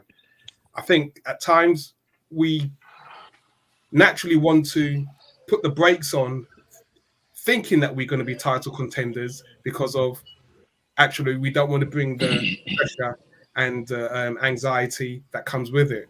But I'm going to give the credit to Arteta, the coaching staff and the players that put us in this position, and also the fans. Yeah, home and away, we've put ourselves in this position. So I don't think it's any right where we should diminish it by saying, actually, do you know what? We're not really title contenders. We're top of the league, yeah, and we're in a position where we should finish at least 4th, yeah. So if we continue our form, we're going to give ourselves the opportunity to actually really challenge for this league. So where we are at Christmas, I mean, now leading into Christmas, we're title contenders, deservedly, for how we've started the season. And if we continue in that form, it becomes more of a reality. We have the opportunity to play our game against Man City and Newcastle, and again, give us that opportunity to push on. So that's where my focus is with the team. And I agree with what Bertram was saying in regards to our chances. This is what I spoke about during the stream. We have to take our chances, because if we just have this mindset that actually, do you know what, we're just going to game manage matches, it will come to bite us second half of the season. So you know, we've done very well. Top of the league, deservedly. And again, I think what's most impressive is that we haven't had serious injuries this season from players who have been playing. Yes, we haven't had Smith Rowe coming back, which has been a huge loss. But imagine if he comes back in, he gives another body that gives options for Arteta moving forward. A bit concerning with Xhaka coming off today. Hopefully that's not going to be something that's going to be long term. But yeah, just more of the same. So I'm going to play devil's advocate again because I love doing it, and because two, I love throwing intangibles in the party. But before I do that, let's hear what these guys are saying here. Danny says, we have more points than Newcastle, Bertram. No team. Yeah, actually, yeah, we surpassed that, didn't we? I think that was 2 weeks ago. They were saying what Bertram said, that the only team that's gone this far without winning the title is Newcastle. But at this point, after 15 games, Newcastle will actually drop more points. But where we are now, this is probably, I'll have to look it up again because before we had the fourth best start in history. I think now that we've got the second best start in history. Only Man City is above us, and we're very close to beating that record as well. So you're right about that. No team with this many points off has failed to win the league. Agreed. Rich Post says, Stan, Odegaard is waving his hands, instructing like a reggae boy. Javon Watson, Brazil have Dani Alves encouraging too. Does Odegaard's performance deserve further praise? It does. It does. I can answer that for you. I'm sorry. Javon Watson, Odegaard, the same sentence. Come on, Richie. Rich Paul. Come on, Rich Paul. Don't put those two in the same sentence. He goes on to say, Gabriel Jesus is, in my book, not a clinical number 9. Well, he wasn't a number 9 at City. He was more of an 11, wasn't he? Abilities version of Bebeto or Firmino. 2008 was no fluke for Jesus in Russia. Sorry, Apollo. Can I just say, for all those who are giving huge praise to Odegaard and his performance, it'd be interesting to see how many Arsenal fans have Odegaard starting in their fantasy team, because that is in essence a trade-off of how you actually think he's going to likely score and give you points in your fantasy team. Sorry. And Danny says, we objectively are title contenders. We're top of the league and no team has with this many points off the top. Yep. And again, it's repeat the same thing. And now Golden State won 73 games. I'll just say, that's all I'm saying. Golden State won 73 games. I didn't win the league. So has anyone any funny intuitive feelings about how England, Brazil, Denmark, or France do in Qatar because of our Arsenal players' form? I think England would struggle big time. We are going to do the games. We're going to do the watch-alongs for not just the England games. If Bertram or Vincey wants to cover some other games, then we'll do that as well. We're going to keep ourselves busy over the World Cup, that's for sure. Now, you guys have been coming on to this podcast for many years, and you know I always look at things objectively. And you know I always tell you guys, stop always talking about Arsenal. There are 2 teams on the pitch. There are 22 men, not 11 men on the pitch. So it's not just about us. It's always about them. And I use the same analogy for Manchester City. Last season, City drew 6 games and lost 3 games. This season, they've already lost a game and had a couple of draws. But my point is this. Manchester City are going to drop points this season. They are going to drop points. We have a 5-point lead, knowing that Manchester City are going to drop further points this season. That being said, I want you guys to think about them as well as us in terms of, yes, what we do will make a difference. I know. I accept that. But what Manchester City does will also make a difference. Because how do you think that they feel? They've gone out and bought the best striker in Europe. They have the best manager. They've won 4 titles in the last 5 years. And they're trailing to Arsenal Football Club, the youngest team in the league, 5 points. How do you think they feel? If you don't know the answer to that question, then go and speak to a Manchester City fan. I think we're overlooking Newcastle. Well, Newcastle has lost 1 game all season. Yeah. But I don't think it's their they have time a yet, bunch of that's what people say about the be top four. Is that their time? Yeah. They are taking it. They're not asking for people to give them time.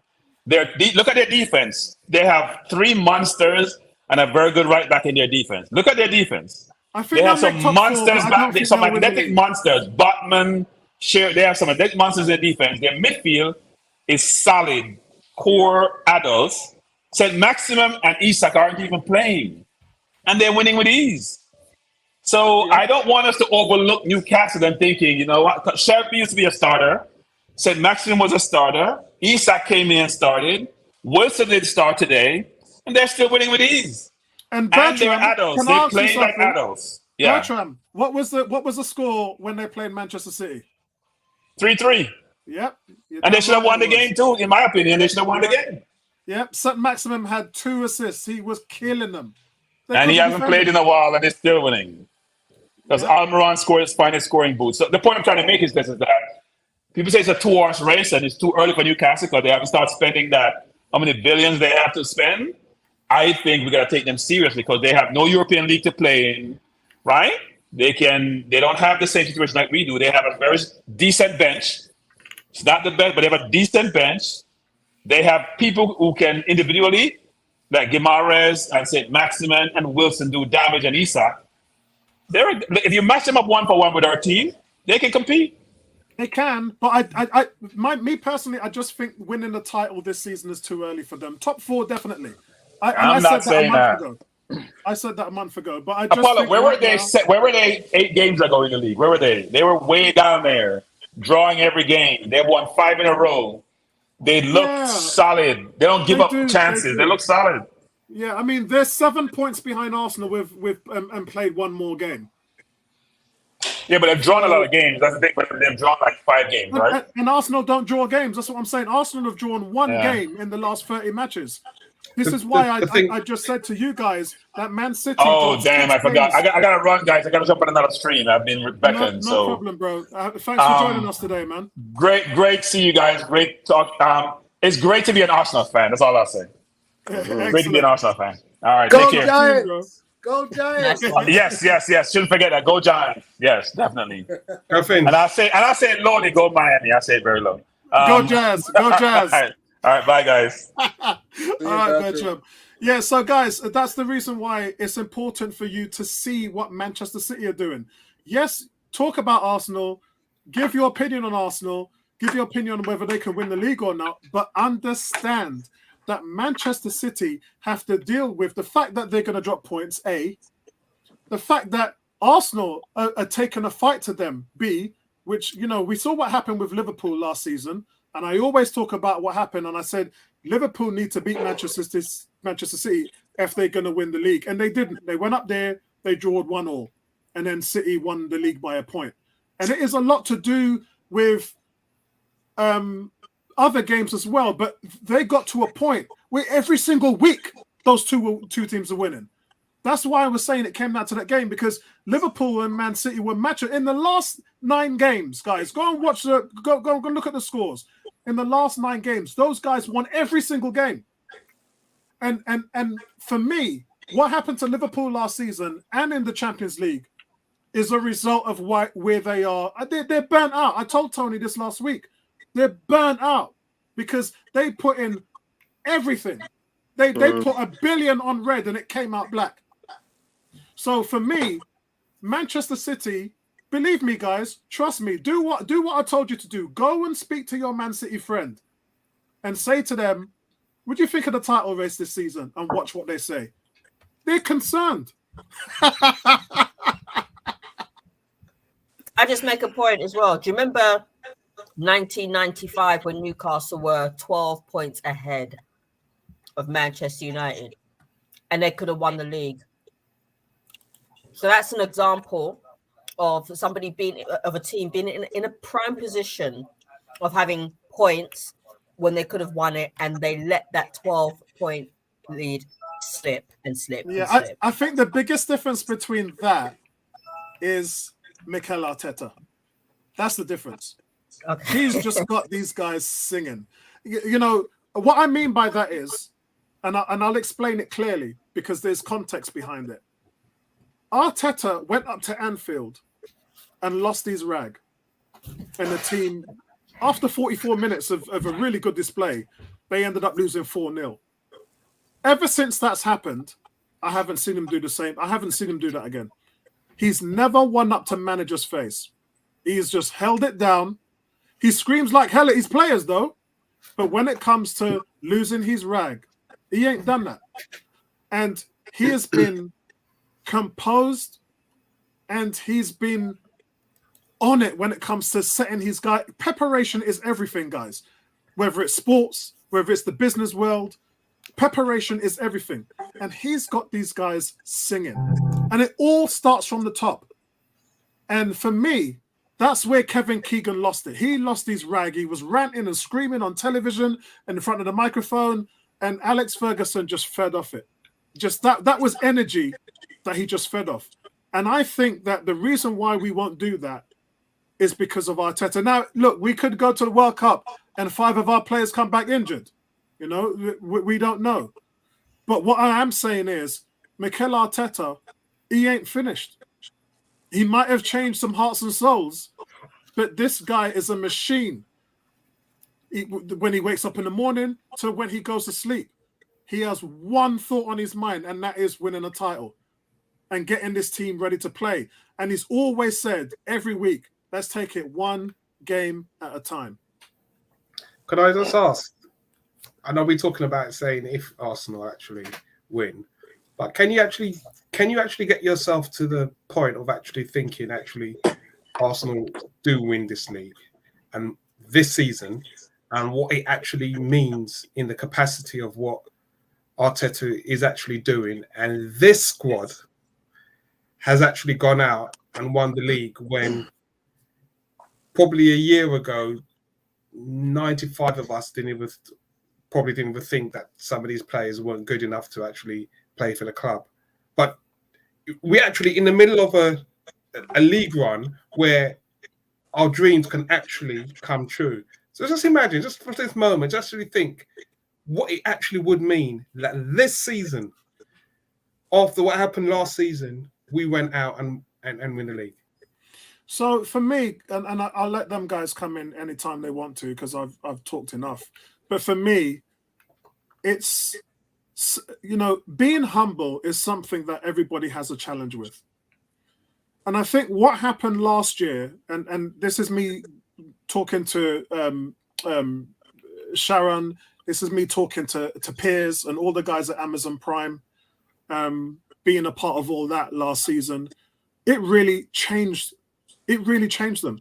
If you speak to the players like Rob Holding, if you speak to Martinelli and those guys, if you talk to Ramsdale, what happened last season really changed them. There's a saying in life, guys, that if you stare into the abyss long enough, yeah, then you'll see yourself right back. And I think what we've done is we've taken a look at ourselves in the mirror and we've become accountable on a level that this team is just leaving nothing on the pitch. They're not leaving, you know, they're walking off there knowing that they have given 110%. And that's very difficult to do as a sportsman. We've seen so many players that have just, they've just thrown it in. Me and Tony talked about, what did me and Tony talk about? Dead tools. Yeah, me and Tony have talked about a lot of things. But to have the mindset of Mamba mentality is the mindset of a winner, of a champion. And Arteta has transformed these guys into that. And that's because of a lot of different factors. The Amazon Prime series, the failure of last season when we were so close. All those things are motivating his team. The 12th man support of the Emirates. The best season. I've been a season ticket holder since the stadium opened, and I've never seen support like this. So all of it is congregating into this, you know, the moons are aligning, guys. And it's just happening. And no one can stop it. Nobody, not even Pep Guardiola, nobody is stopping it. Everyone, these guys are having it thrown in their faces every day. Man City's got a better squad. They've won 4 out of the last 5 titles. They're favourites. What do you think it's doing to these guys at Arsenal? Nothing. Do you think they're waved? They went into Chelsea last week and played them off the park, knowing they had to win. No other result would have put them back at the top of the table. Which tells me that they're fearless. And now they're 5 points ahead. City are starting to feel it. And you'll come back to me. You will come back to me and say, you know what, Apollo, I did speak to a couple of Man City friends, who supported them. And yeah, they're struggling. They're struggling. Their fans and their team and Guardiola. What do you think Guardiola must be thinking? Come on. Wouldn't you like to be a fly on the wall in that conversation when Arteta has picked up a glass of wine and he phones Guardiola at 11 p.m. as they normally do every Saturday night? What do you think that conversation's about? Arteta, yeah, Arteta they've got them on the ropes. Yeah, Tony, whether this is a knockout or a TKO is up to how Man City respond, and that's why I'm talking about them now, because it isn't just about Arsenal. This is about Man City as well. They will draw games. They will lose more games. There's no doubt about it, guys. It's fact. It's going to happen because it happened last season, even when they were at their best. So it's going to be about it's going to be how we manage that. You look at our away record, yeah? 4 goals let in all season away from home. What the hell is that all about? That is insane, and that's down to the manager. Yeah, I mean that's a ridiculous marker that you're actually putting down. You're talking about having a fortress at home, or going away with this young team and actually putting that marker down. That's saying to teams, actually, you know what? If you just like, I think Chelsea was the perfect example. If you're not on your game, we can actually still beat you playing a sea-level game, which I actually thought we played against Chelsea. It wasn't, we scored a scrappy goal from a corner, but that was the most dominant 1-0 victory that I could see, because Chelsea just couldn't, they just couldn't handle us, and were probably more scared of us. So, you're right to say that marker of our away form, we think our home form is going to bring us this title. But trust me, that away form that we currently displaying, that's the one that is the one that's actually going to bring us this title, if we continue in that vein. And it's testament to the players, the coaching staff, and the fans, because trust me, all those away fans singing, they're making themselves known. They're making themselves, the players know they're there. So they know, mate. That's why they've been going over clapping to them every night. Guys, I just want to say a big shout out to Jamza Highlights. He features not all, but he features the best Arsenal YouTube channels every week and does a collective of the celebrations on the goals and everything. If you're not subscribed to his channel, please subscribe to his channel right now. Right now, guys. Like right now. Yeah, and support my brother right there. So big shout out to you, my friend, and thanks for having 101 be a part of your network as well. We appreciate that. We love you, like cook food. Yeah, Vincey. You know what it is, Vincey? It's because I see a lot, I hear a lot. You wouldn't believe how many messages I have in my inbox every day from Arsenal fans. So I get the flow of the language coming through, and that's why sometimes it allows me to take a different look, a different perspective, and so many times we just tend to think about it being all about us. And really, like I said, there are other underlying factors to success which can play out so many different ways. But for me, I'm stepping back and I'm seeing Tony sent a message about Thomas Partey last week on the forum, and I put underneath it #Mamba mentality. That's it. You can't break them right now. You just can't. They're unbreakable. These guys, come on, guys, the youngest team in the league, Vincey. Come on, man. I'm going to go on record and say, because I've been critical of Partey, and I think justifiably so. But as I said, he's putting in performances what I know he's capable of doing, and that's what I assess what players' ability are. I see how the team's set up, and in my mindset, there's a standard that I don't want to see you drop. and players have dropped from that standard too consistently for my liking. But this season, he hasn't done that. And this is justifies the reason why we paid the money for a player of his capability to build a team around. He's putting in the performances that we need in midfield. So, you know, that for me pleases me because it gives us an opportunity for us to express ourselves. That's all football is. You get the ball and expression. Yeah. You see expression in so many different ways in how you move the ball, how you score goals, and how you defend. We're expressing ourselves in all facets of the game. That's why it's good for youngsters and kids to actually now see in Arsenal, because we've been deprived of this level of commitment for 90 minutes plus minutes in games for far too long. So for me, the beautiful game is beautiful again because players are playing to their ability. That's all I want. Rich Post saying, talk about dead tools, Apollo. You're reminding me of Dead Post Society. What an inspiration. Love it. I try to be inspirational when I can, bro. He says, hit that like button. Absolutely. I told brave and bold talk. Hey, we're the real thing here on 101, you know. No fake business here, man. And you know what? Man will challenge man as well. That's fine, yeah? But, you know, at the end of the day, you know, opinions are all subjective. We have a community because we respect that. We respect what everybody, even there's people that might talk some Donald Trump madness, but we still support them because everybody's opinion is worth something in our forum. That's who we are at 101. Leander says, I must be dreaming. It's real, bro. It's real. I tell you what, when you're watching a game, tie a rubber band around your wrist, and when you think you're dreaming, just pull it and snap it. Yeah, you'll realize where you are, man.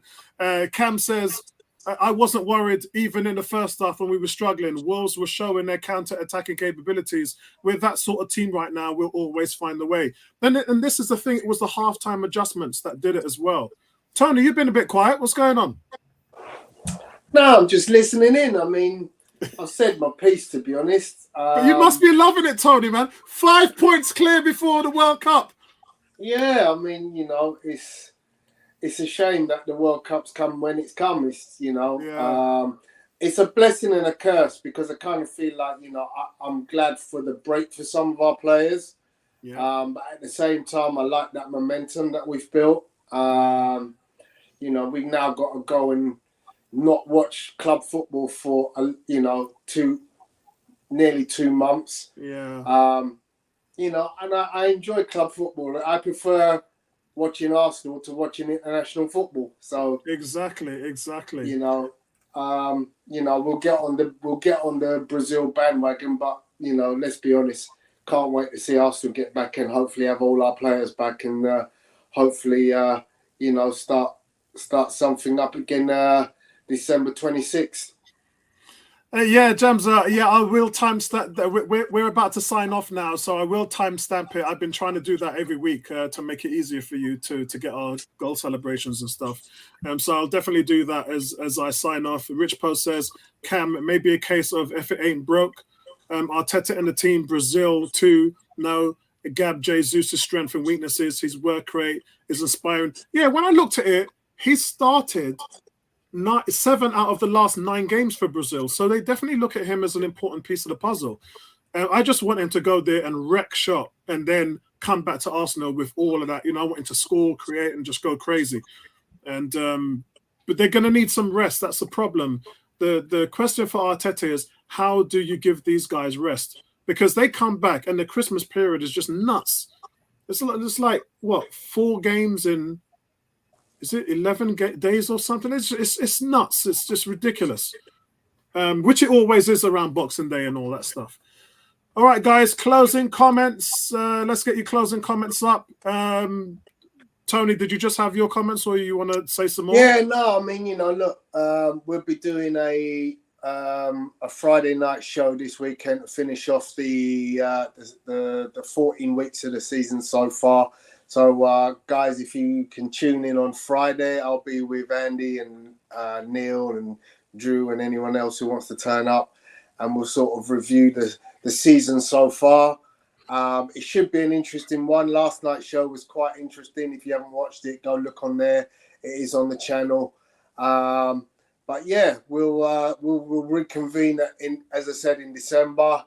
Hopefully, it's always nice when Arsenal have players come back from a World Cup with medals. I remember when Per Mertesacker and Mesut Ozil and Podolski come back with their winners' medals, and it was like, yeah, that's good, that's nice. And of course, we've had Vieira and Petit, and Henry. Well, he wasn't an Arsenal player at the time, so it wasn't. It was Vieira and Petit. What about Mustafi? Sorry? What about Mustafi? He's not allowed to talk about Mustafi. I was hoping that he would get away with that one. Yeah, let's add it. So yeah, it would be nice if look, we've got 2 Brazilians in there. If they come back, great. We got a Frenchman in there. If he comes back, great. We got a couple of Englishmen in there. If they do it, great. So yeah, we've got some nice balance in terms of we've got a decent chance of at least somebody coming back with a medal, and that breeds confidence. Excellent, Vincey. Yeah, I just think for me, I think we've got some good, promising youngsters who have come of age this season in the Premiership. They're going to have an opportunity to go to the World Cup, and if they do continue their form and add on to it, we're going to have some marked players coming back second half of the season, where actually, it's going to be harder because you've now done it on a world stage, and that's what we actually want them to do. So it's exciting to see these players have this opportunity, and I just hope they go out there and take it and remain injury-free, because it's the pinnacle of any player's career to represent your country. So yeah, that's hats off to Arsenal, hats off to the players, hats off to Arteta, hats off to the family in the chat and panel for supporting the channel and enjoying this ride. It's just been great. Excellent. And you, Ebony? As much as everybody says that it's a rest, for me personally, the World Cup, and I know Qatar is very hot in the summer, it's come at a bad time, but at the same time, is it a blessing in disguise? All I want is for our players, at least, to come back in one piece, because we have this thing whereby historically, whenever any Arsenal player goes for an international competition, they come back injured, and our injury recovery record isn't great. So, the timing stinks a little bit, but is it a blessing in disguise? We'll just have to wait and see. But I just hope that because it's next week, the momentum isn't lost, and that we can come back and